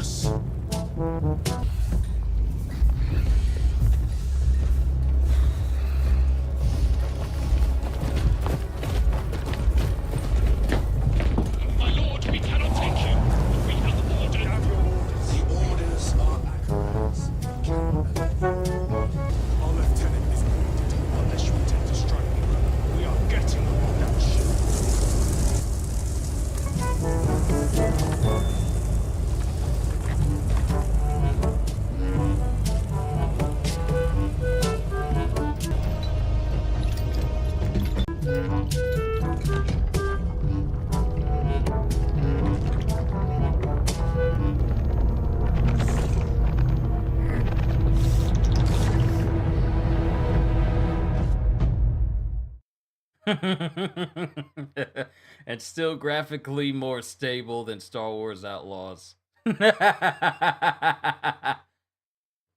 Salamanders are nice dudes, as long as you're human. Okay, that's enough of that. So, Stormtrooper meets a salamander. Let's see.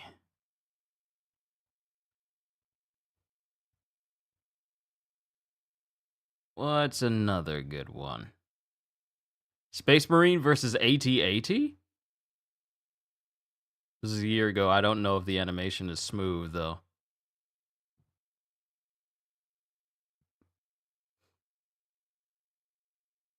And that's why you don't play Space Marine 2? That's just how... But the thing is... That's just how the game looks on low system requirement settings, like low graphics settings. But even then, you said World Eater? World Eater versus Rey versus Space Marine? Where? Is there? Oh, Rey Skywalker versus Space Marine.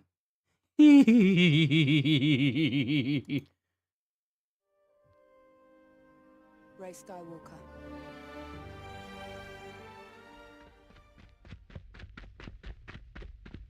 No, you're bloody not. Nobody likes you, Rey. Your existence is an insult. Die, witch.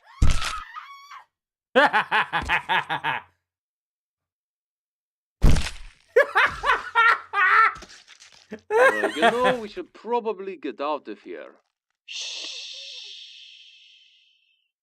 Let's just enjoy this for a second. Hold on.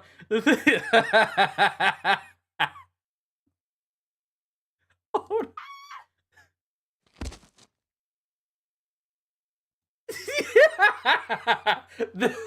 on. This pose right here. I don't know why it's tickling me so bad, but this is hilarious to me. Because no one likes Rey. No one. The only people who like Rey are people who don't know any better. But this right here is just hilarious.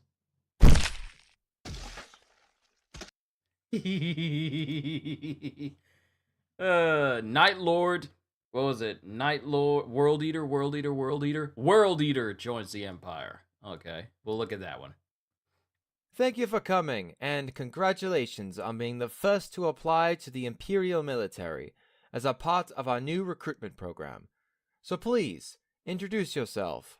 I am one of the Eaters of Worlds, a servant of the Skull Throne, bane of the Corpse Emperor, and his rotting Imperium. Blood for the Blood God. Right. Well, can you tell me about your prior experience? For the last 10 millennia, my brothers and I have been the nightmares of the weak. We crusaded across the galaxy, leaving shattered worlds in our wake. We slaughtered the galaxy's greatest warriors, its most savage beasts, the most grotesque monstrosities, and the innocent alike, gorging ourselves on their blood. Blood for the Blood God. Wow, he really likes saying that. Okay, how well would you say you follow authority? I split my last commander in two and used his skull to drink the blood of my enemies. I'm afraid to ask you how you treat your subordinates. I ate them. You ate them? Where'd they find this guy? Alright, I've heard enough, and I don't think I want to see a demonstration of your abilities. Demonstration? Very well. Blood for the Blood God. Wait, that's not necessary.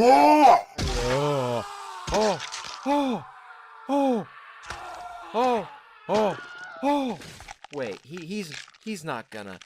Oh, he is. Oh, he's drinking his blood. Oh my god, I think I just puked in my helmet. So do I have the job? You think I'm gonna say no to you after seeing that display? You have the job, so please just leave. Ah.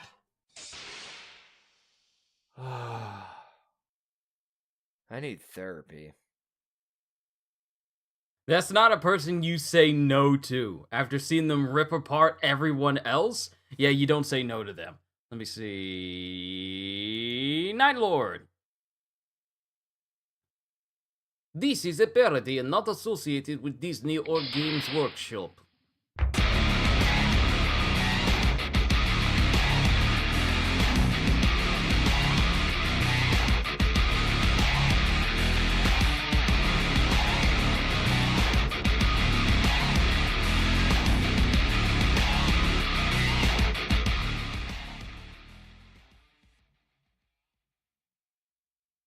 I don't want to know, do I? Probably not. Alright, let's get this over with. Tell me a little about yourself. I'm a Night Lord, an agent of terror, a master of fear. I am the instrument that crushes the spirits of men. I have embraced the true power that lies within the depths of darkness. The night is my domain.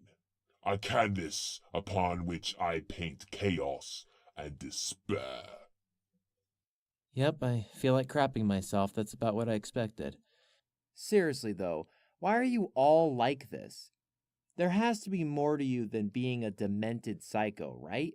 Something more meaningful than, senseless mayhem? Meaning. The only meaning, the only truth to this universe, is the malevolent reflections of our existence, revealed through pain and suffering.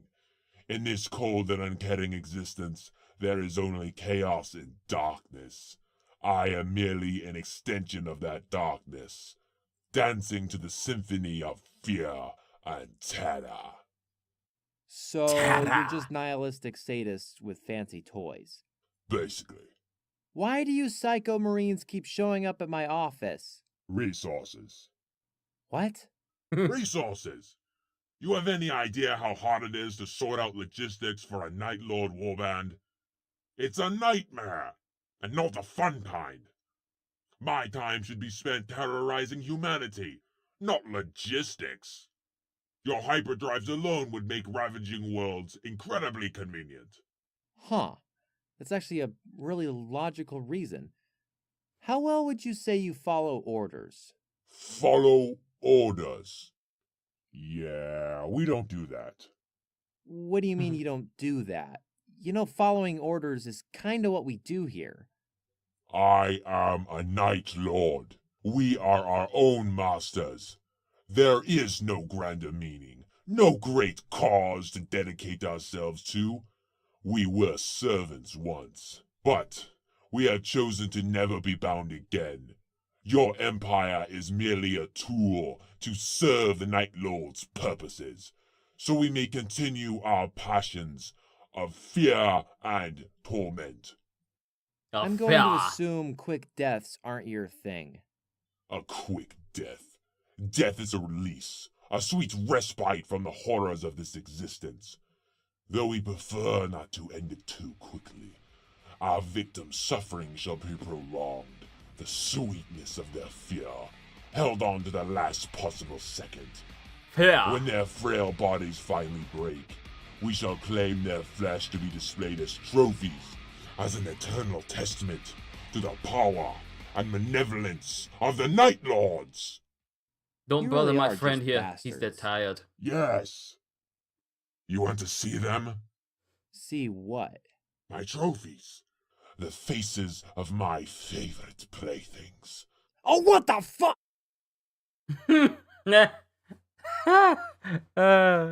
Okay. Now.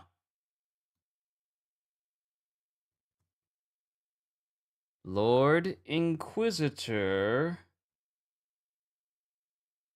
Prologue. Oh, this is a bit of a long one. This is a bit of a long one. 9 minutes. The Lord Inquisitor. Prologue! Following footage is 100% rendered in real time. Warp Gazer animations. Night Lords are very extra. I can see.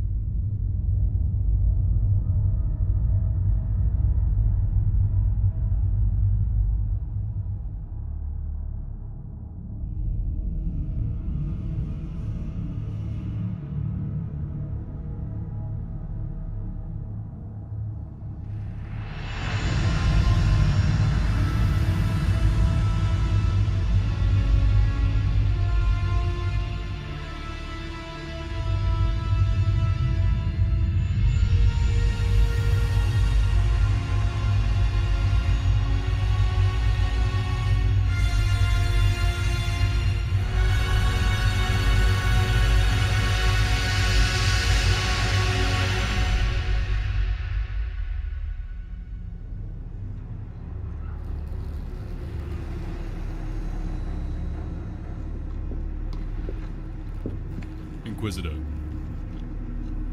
we are ready to proceed. Time to start our own little procession then. Let's pay our dear friend a visit.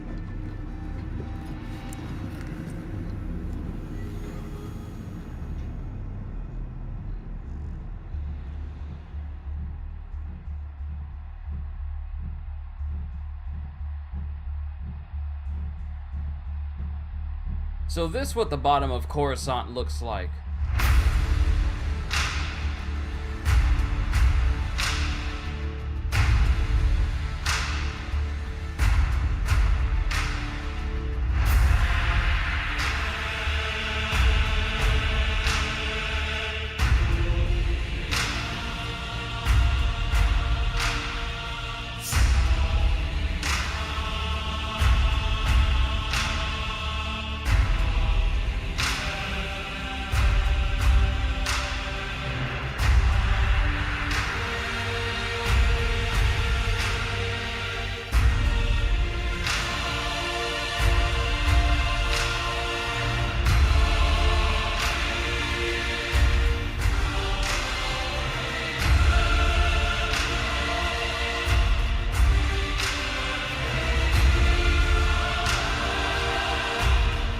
bring the volume down in my ears because it was a bit loud. Now it's more comfortable this way.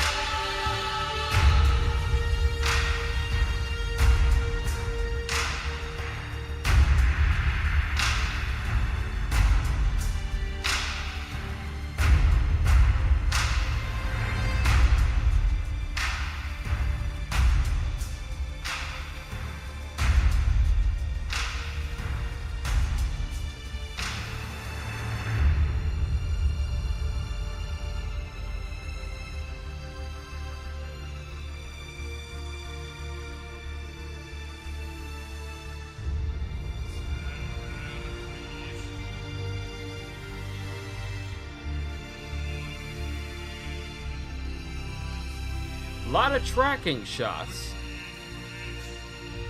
I guess this is literally just the tracking shot intro before we really get into this prologue. Because there's a lot of shots of everywhere right now for an intro.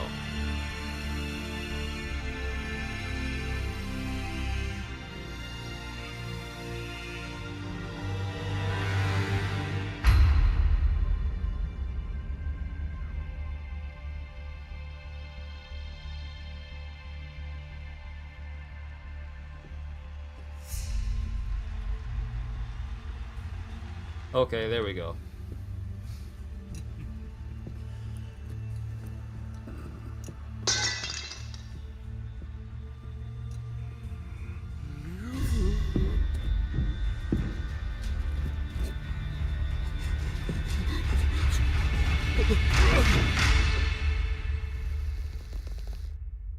Hey look, it's Mel Gibson! This is the only CGI depiction of Earth for 40K that currently exists. Really?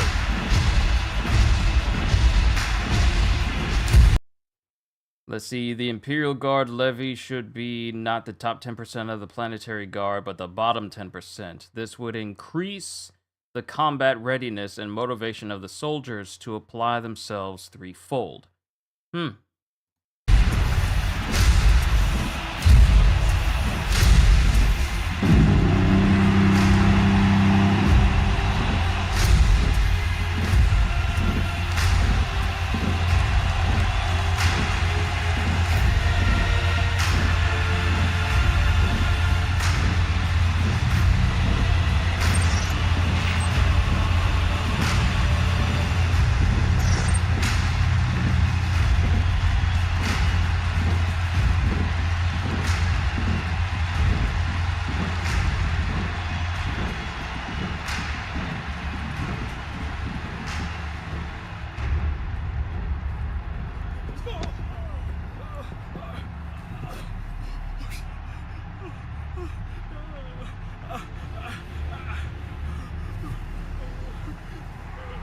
It's in the AMs, and that's the only kind of thought that appears in my head.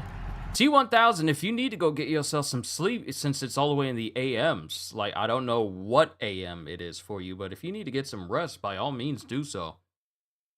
I don't know how early it is for you, but if you need to get some rest, please prioritize that. You're missing a glorious parade, Anchorite. Marcus, are we not done here? Surely the arbiters can deal with this mess. You would hand the spoils of our hunt to the arbitrators. We have what we came for. Sentence him and be done with it. Kaiva, what say you? Your choice, Inquisitor. Please, Inquisitor, I swear I have told you all that I know. Please. A trifle late for begging, wouldn't you think?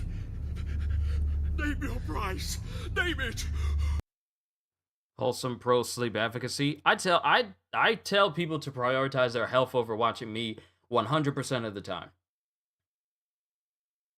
Let's see. Aaron Dembski Bodwin is an amazing author, an amazing piece of fan-made animation. He writes everything well, but yes, his work with the traders is his best. For loyalists, I prefer Chris Raitt and Dan Abnett. Names I do not know, but I'll take you guys' word for it if they're good or bad. Seeking to bribe an agent of the Golden Throne? Shall I add sedition to your list of crimes?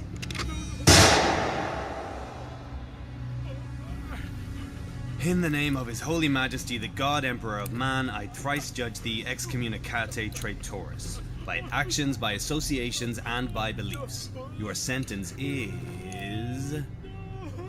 death. Oh, if you have any last words, you may speak them now. We will ensure they're entered into the Ordo's archives. Mercy, Inquisitor! Grant me mercy! Mercy, Anchorite. Real quick, this dude who's getting shot at, he's kind of tanking it a little bit, still asking for mercy after getting shot twice. Twice! And he's still conscious enough and not even really focused on the pain to just ask for mercy. You can rest when you're dead. Service to the God Emperor is not optional. It is if you want to operate at 100% efficiency. Chris definitely made the white scars awesome. Ah, okay. I don't even know what mercy is anymore.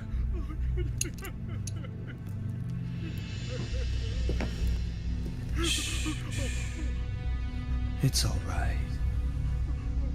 How old are you, Anchorite? What? Your age.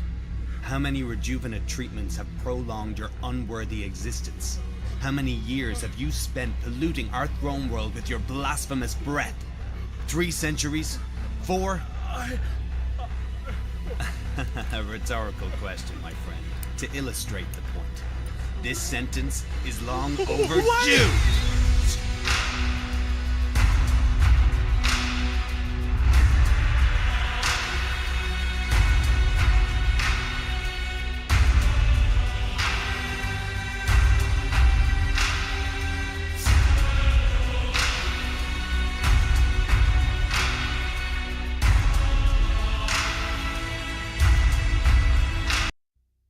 I want to see the end to see if there's anything at the end. There is not. Okay. Also got to be careful with some of these videos, because even if they are not like real big videos, because I know I got like a copyright claim for the stream I had when I was reacting to The Awakening, and I got to be careful with like some music that plays during some of these, because I could get like a copyright for those as well. Not that I'm actually monetizing this since I'm looking at other people's content, but you know, just in case. Let's see. There's a reason that the 2 legions I am collecting for Horus Heresy are White Scars and Alpha Legion. They never made a part 2. And when was this made? 8 years ago! 8 years ago. It was made 8 years ago. That parade scene is still one of the best pieces of 40K media ever created. I mean, we don't really get media concerning life on Earth for Warhammer. We just get the Marines and the war that's out in space. Okay. Interesting.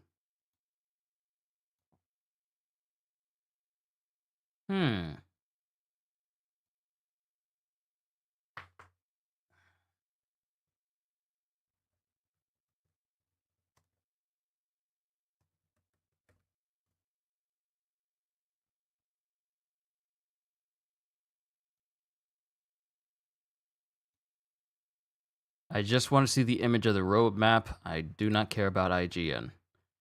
Yeah, Season 2, new PvE missions, lethal difficulty, Neo-Volkite. So it wasn't just like a Volkite pistol, it's a Neo-Volkite pistol, plus a brand new enemy for Season 2. And it's supposed, and I believe the new mission we're supposed to be getting is supposed to be for this month. Now, it didn't say anything about the lethal difficulty and the Neo-Volkite pistol coming in October as well, but I would very much hope for that to be the case. Then Season 3 and 4, that's when it's going to be adding all the extras, such as a new PvE mission, new PvP game mode, new enemy, PvE prestige ranks, and a Battle Barge expansion. And then Season 4 will be Horde mode, which is one of my favorite modes in video games. A new enemy and a new weapon. Still remains to be seen if it's going to add some new new Volkite weapons or whatever, but I am looking forward to what they're going to be adding for Space Marine 2.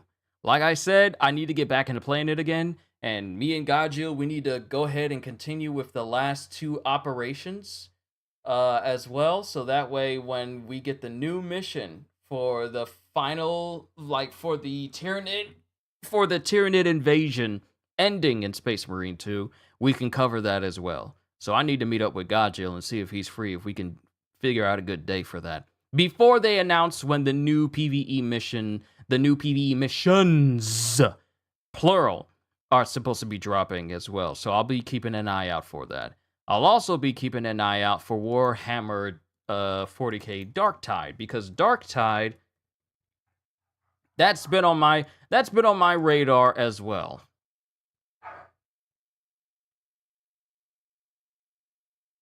Let me see.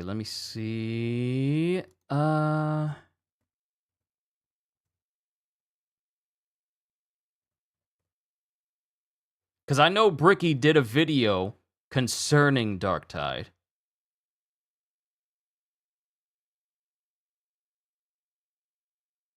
And compared to how it was initially, apparently Darktide is a whole lot better than what it used to be.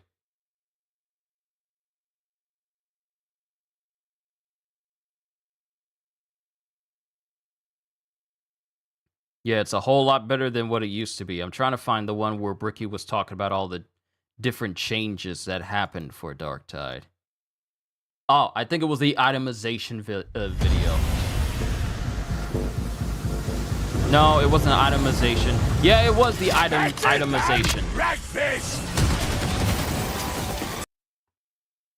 And actually, you know what? Here's, just check out the Lock and Loaded trailer.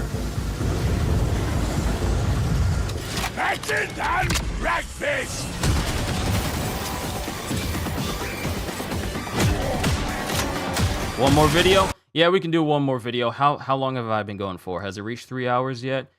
Yeah, it's already at 3 hours. It's already at 3 hours. So we'll do one more video. We'll do one more video. Yeah, we'll do one more video. One more video. This is short. This is only like 49 seconds.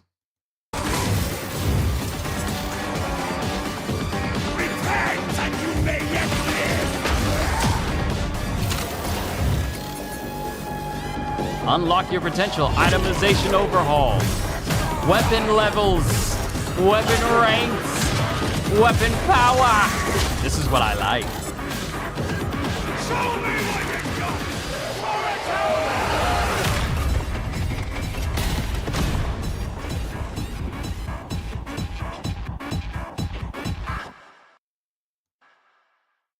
And just to be clear, Darktide is the one...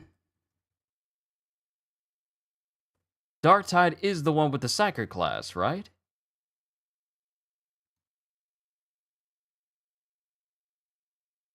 Yes, it is indeed the class. It is a class. It is a class. Okay, I just wanted to be sure. Yeah, definitely gonna be looking forward to that because I like the quote-unquote mage roles in games. But you said Caiaphas Cain by Major Kill.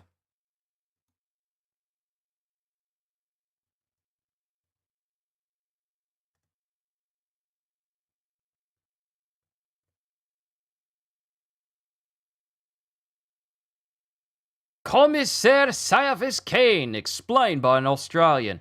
Nice. Play Ogren? Play Ogren? I don't even know who Ogren is. Is Ogren like the really big guy? Is that Ogren? Is he the big dude? Is that him? Let me look at all the other classes first before I make like a full decision, even though I'm probably going to still lead in the direction of Psyker because it's Psyker. But I'll look at the other classes. Now it's making me think of playing Vermintide, since apparently I was incorrect in thinking that Vermintide didn't run at 60 FPS, but apparently Vermintide does indeed run at 60 FPS. So I may be messing with that too. until I hear some news on Darktide. But, Hero of the Imperium.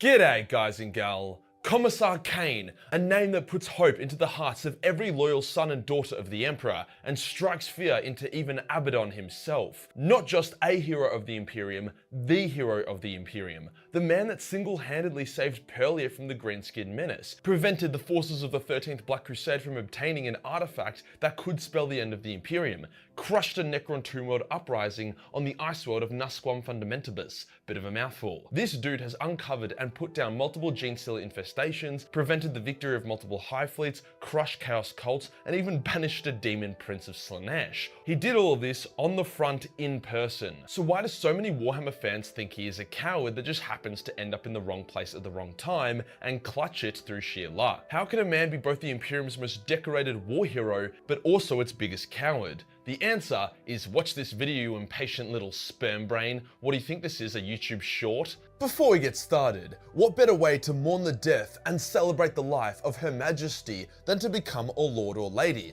Most likely lord, yourself. Cheers to today's sponsor, Established Titles. You can now do exactly that, and it won't take a sword fight or colonialism to do it. Here's how it works. You buy a physical 1 square foot of land in Scotland, a plot with its own unique number and coordinates, and then by legitimate technicality, this makes you a lord. Why would you want to do this? Well, being a lord means you can actually place that title in various documents, such as boarding passes, credit cards, or even dating apps. On top of that, Established Titles has partnered with One Tree Planted and Trees for the Future, hence every purchase will result in one tree being planted. So to give this as a great gift or get it for yourself, then use my link below for 10% off. As another bit of novelty, anyone who purchases using my link will have their plot put near mine, meaning we're growing our very own Mage Kill Kingdom. Cheers to Established Titles for sponsoring this video. Today we'll go over the legend that is Caiaphas Cain. We'll be trying to avoid just like straight up spoiling the Caiaphas Cain is 40k Eins, pretty much. Einzel Gone? That Eins? Cain is 40k Eins? That's a pretty big comparison considering who Eins is. Really? Interesting. book series, as it's a decent read. I'd rather spend today focusing on how Cain is actually worthy of his reputation, despite 85% of the fanbase, as well as Cain himself, thinking he is nothing more than a lucky fraud. Let's get into it.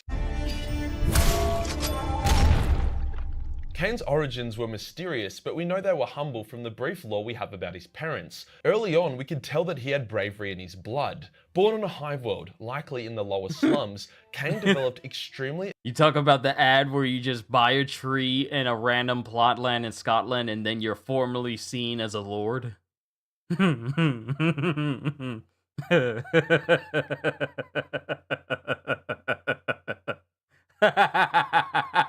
Nah, I'm good.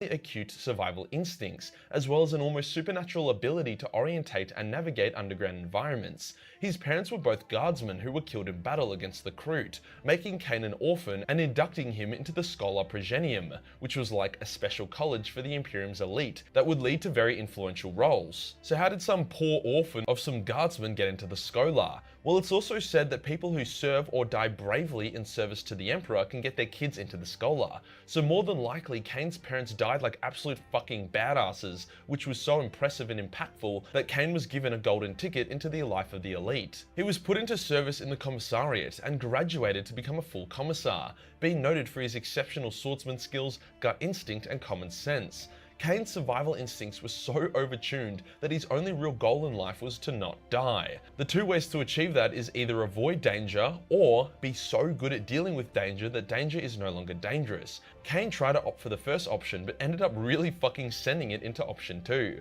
To try avoid danger, he attached himself to an artillery unit. His logic was that by being with dudes who bomb the enemy from ages away, he could avoid anything too spicy. On paper that made sense, but the reality of his future would soon become apparent to him. Cain's forces got ganked by some Tyranids, which made Cain shit himself, jump in a salamander, and try drive away from the battle, like full-on desertion specs. This is a big reason why people think Kane is a coward, but to be fair to him, imagine you're in your first war zone. You're expecting to just drink Tanner tea and bomb greenies from 10 kilometers away, then bang! You get flanked by some random Tyranids who shoot guns that use smaller Tyranids as ammo, that bury into your skin and eat you alive from the inside out. I'd fucking leg it as well. Fortunately for Kane, his desertion resulted in him bumping into some stealthy Nids, which led to a bunch of random shit that resulted in said stealthy Nids getting baited and beaten, saving the day. This isn't the defining moment that made him the hero of the Imperium, although it wasn't a bad start. Honestly, after this one act of cowardice that turned out quite well, Kane was a certified badass after this, knowingly entering enemy strongholds, overcoming said enemy, and then being remarkably free from PTSD afterwards. Like, he would say he was scared and didn't want to do it, but 9 times out of 10 when he went on a suicide mission, it was because he didn't want to let people down, or at least that's what he told himself. In reality, I think courage and a sense of doing what is necessary was a much larger motivator for Kane, even if he didn't think it was. Like, the dude would say to himself, ah shit, they want me to walk into a Necron tomb world, close a dolmen gate and save the day. I could say no, but then people wouldn't think I'm a hero, and being a hero means I get to enjoy the cooking of the Lord Commander's personal chef, so damn, here I go again. Like, Kane, mate, you aren't fooling me. You're a fucking hero, just admit it. By the way, that quote I just paraphrased is pretty much a word-for-word thought process he had when he accepted one of his many suicide missions. Another key reason why people think Kane is a fraud is because of Alpha Buzz's hero video, where he memes the fuck out of Kane. Whilst this video, like all of his videos, are hilarious, it's also extremely inaccurate and a terrible reference for understanding Kane and his lore. Whenever Kane clutched his way out of hectic situations, it wasn't because he tripped and knocked over a rock that hit a tank which exploded and killed the Orc war boss. He survived because he is an obscenely intelligent, competent, and skillful warrior. Another inaccuracy was his PTSD. Kane doesn't give a fuck about mental health issues. He's actually like immune to depression and shit, it's hectic. And despite the fact that he should be a shell-shocked head case, he has never had a breakdown or really worried too much about the fact that he's nearly died like 50 times. The only time he entered mild temporary shock is when he thought his best friend and aide, Jurgen, had died, which if anything just shows how compassionate he can be. Other than that, he was right as rain no matter what. Inquisitor Amberly Vale labelled Kane as the greatest swordsman she had ever encountered in the galaxy. She's a fucking Inquisitor who would have met countless top tier swordsmen, but our boy here is her number one. It's no surprise either that she would say that. He beat an Orc war boss in a 1v1, outclassed the Cornite Berserker Astartes in a duel, giving himself enough time for his trusty companion Jurgen to finish off the brute. He beat a loyalist Astartes in a friendly duel to see who could land the first hit. I mean, the mad lad got ambushed by an invisible psyker and still beat him in a melee fight. Who does that? Dude has never lost a duel, either outright killing his opponent no matter how much more physically powerful they are, or holding his own for long enough that his allies can take out the target. Dude even 1v1'd a fucking Genestealer Patriarch. Another asset that helps him survive the most obscene circumstances is his trusty sidekick Jurgen.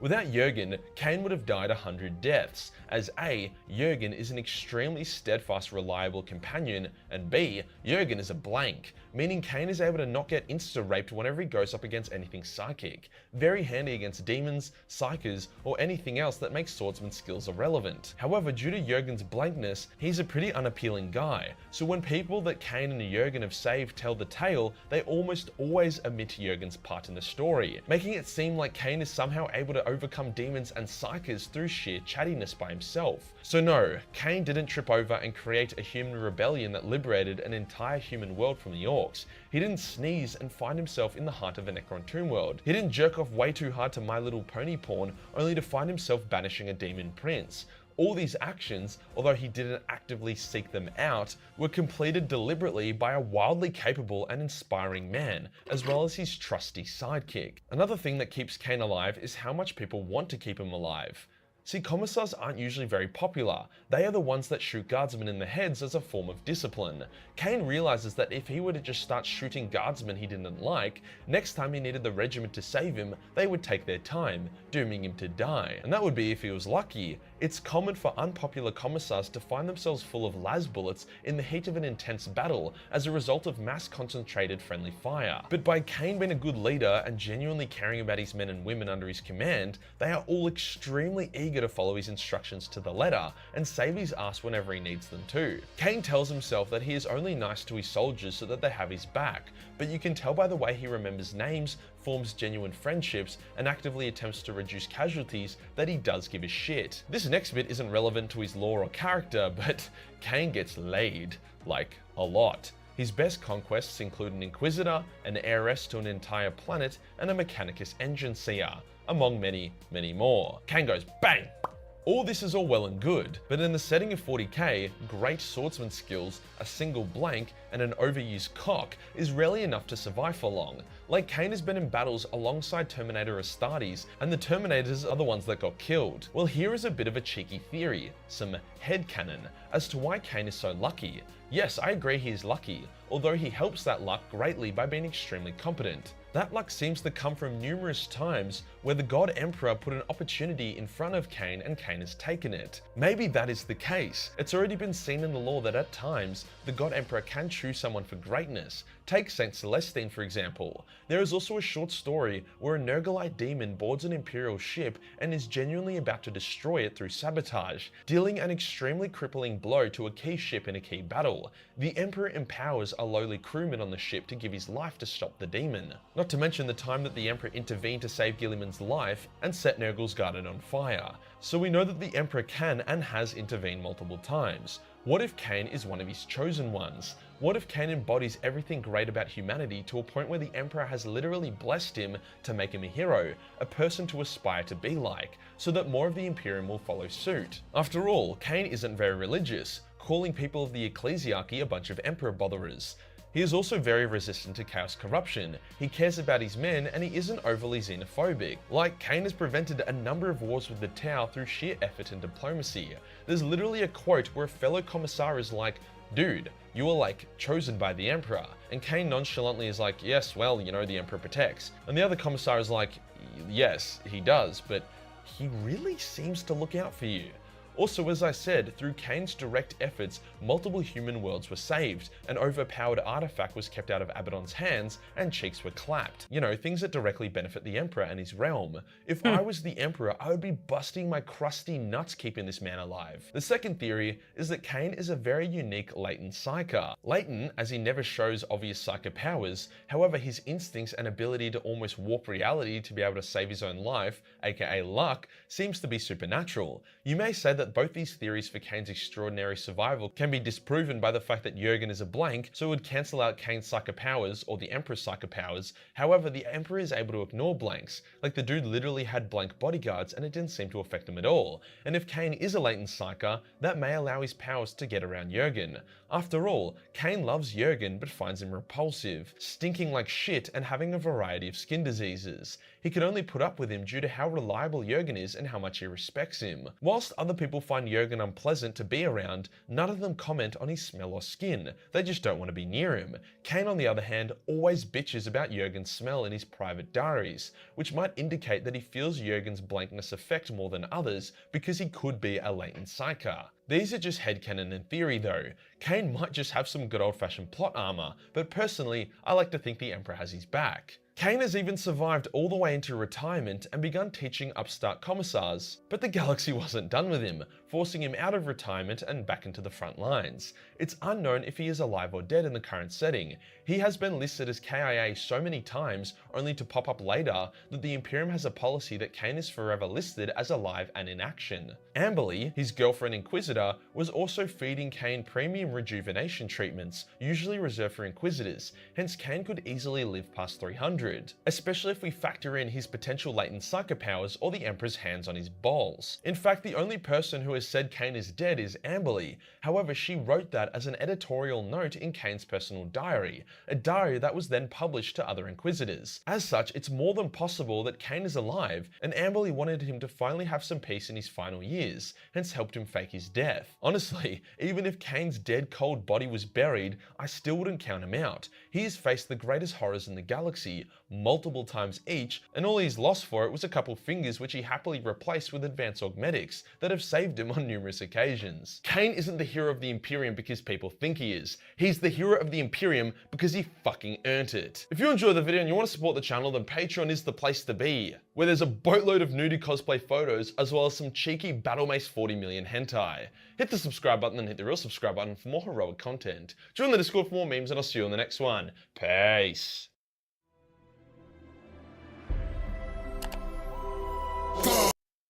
aside,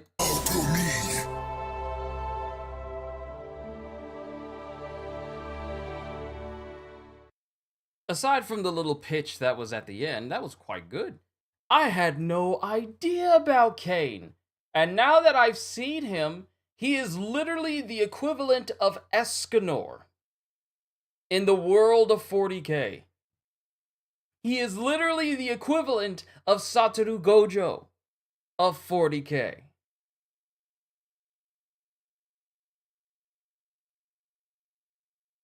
And this is a human? This is a human who is the luckiest man in the universe. Not just the luckiest man on the in the world, the luckiest man in the universe. All these things that Kane has done. And not only is he capable of walking away from it, but in the grim dark world of Warhammer 40k, things are seen by people that can drive them mad. And Kane has not suffered mentally from any of this. That is a universally large feat, considering how crazy things get in the world of 40k.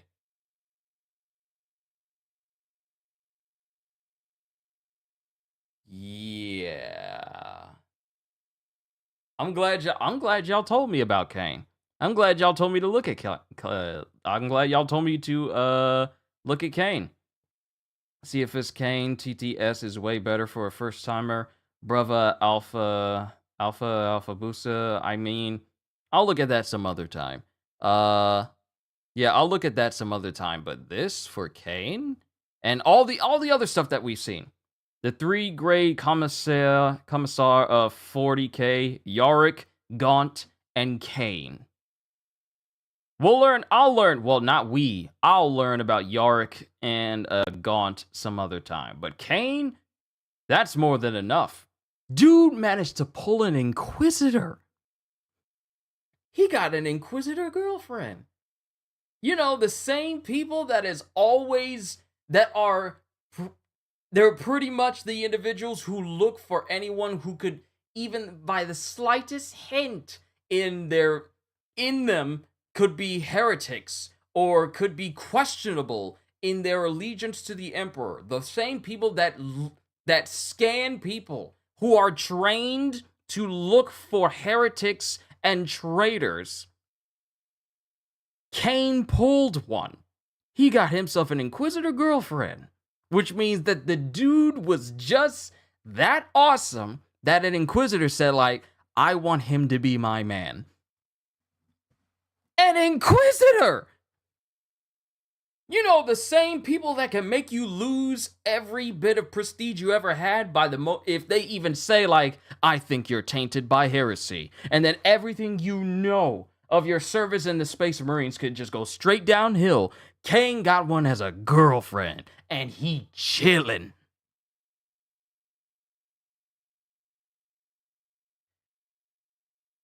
I understand.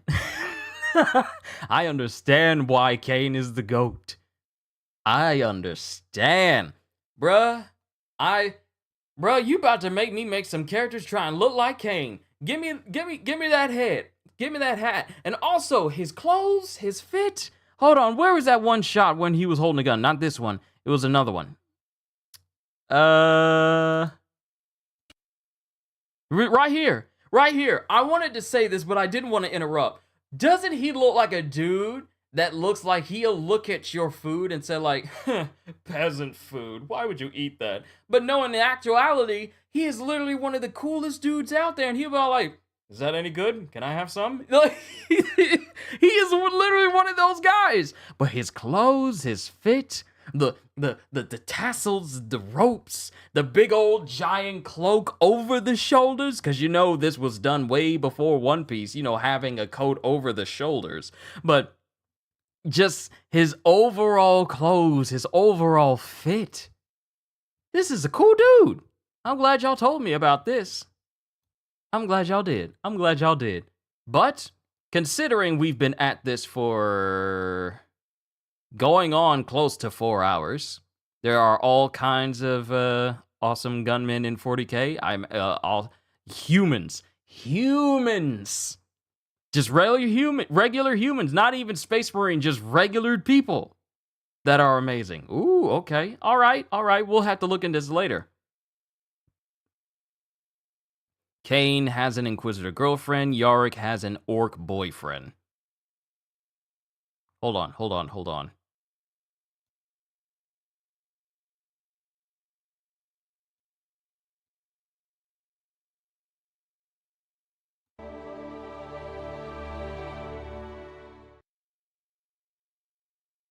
This is Yarick, hero of Armageddon. I'll look at that some other time, or I'll look into that some other time. But Kane, more than enough. More than enough. That's more than enough. All right, ladies and gentlemen, I think we covered more than enough Warhammer 40k stuff for today. Almost 4 hours of me just looking into things. And I have to say, it was almost 4 hours well spent. I enjoyed it. I really did. You guys have been helping me understand this universe more and more, and I have to say just how much I appreciate that. I really do. I appreciate it. However, it's probably going to take me like a hot minute for me to get really and truly accustomed to the world of Warhammer 40k even more, because even after all this stuff that I watch, this is almost a 4-hour stream. And I'm still barely scratching the surface of what this world has to offer. So, like I said, probably we'll have another session sometime next week where we look into the most insane weapons of Warhammer 40k. And it has multiple parts, multiple videos, which are almost an hour long in length. So we'll probably do maybe 1 or 2 insane videos from Luetin. And we'll see where we go from there. But I kind of feel like I want to learn some more Warhammer 40k stuff. And here I was at the beginning saying like, yeah, I'm not going to learn too much about it. If you did this amount of research and viewing and reading every day, you would still be considered a novice after about 2 months. I'm going to take my time. I'm not going to just dive headfirst into it, but I'll just take it at a comfortable pace while I'm enjoying everything else. But something we'll probably do next week, Lord say the same, is we'll look into the insane weapons of the Warhammer 40k world, because as much as I enjoyed looking into what makes a Space Marine with their augmentations and their implants and everything they have to do in order to become a Space Marine, from recruitment to training and trials and whatnot, I like weapon design and weapon descriptions. I enjoy it. Whenever I get games that give me different types of weapons, I like to analyze it and see what makes it tick. And if they have lore behind it, I like to learn that too. So, next week, Lord said the same, will probably be something, will probably be dedicated to learning about the most insane weapons in Warhammer 40k. Still haven't considered what day it'll probably be on, but it may either be Tuesday or Thursday or Friday, depending, because Wednesdays are now, One Punch Man days since the manga has come back. But we'll work it out as we go. But you've been a wonderful audience. Thank you for sharing your insight and also helping a novice like me understand this world. And I look forward to the next time when I get to enjoy some Warhammer 40k with all the rest of you. Enjoy the ride. Thank you, Beta. Oculus Imperia is a great channel. I'll keep these people in mind. Luetin, Major Kill, Oculus Imperia. I'll remember these names just in case, so we can be prepared for the next session. I gotta go ahead and change this thumbnail so it can be more accurate to the things we've done today. So I gotta go ahead and take care of that. But everyone, thank you.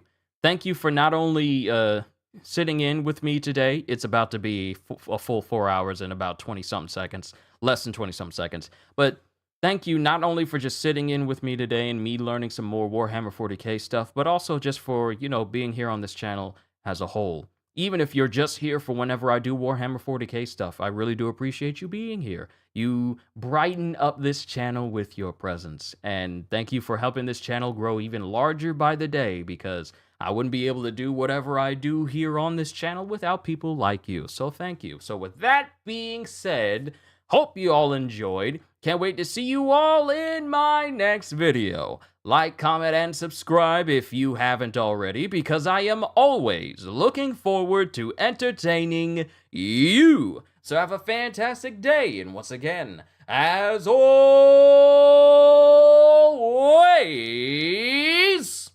later, peoples!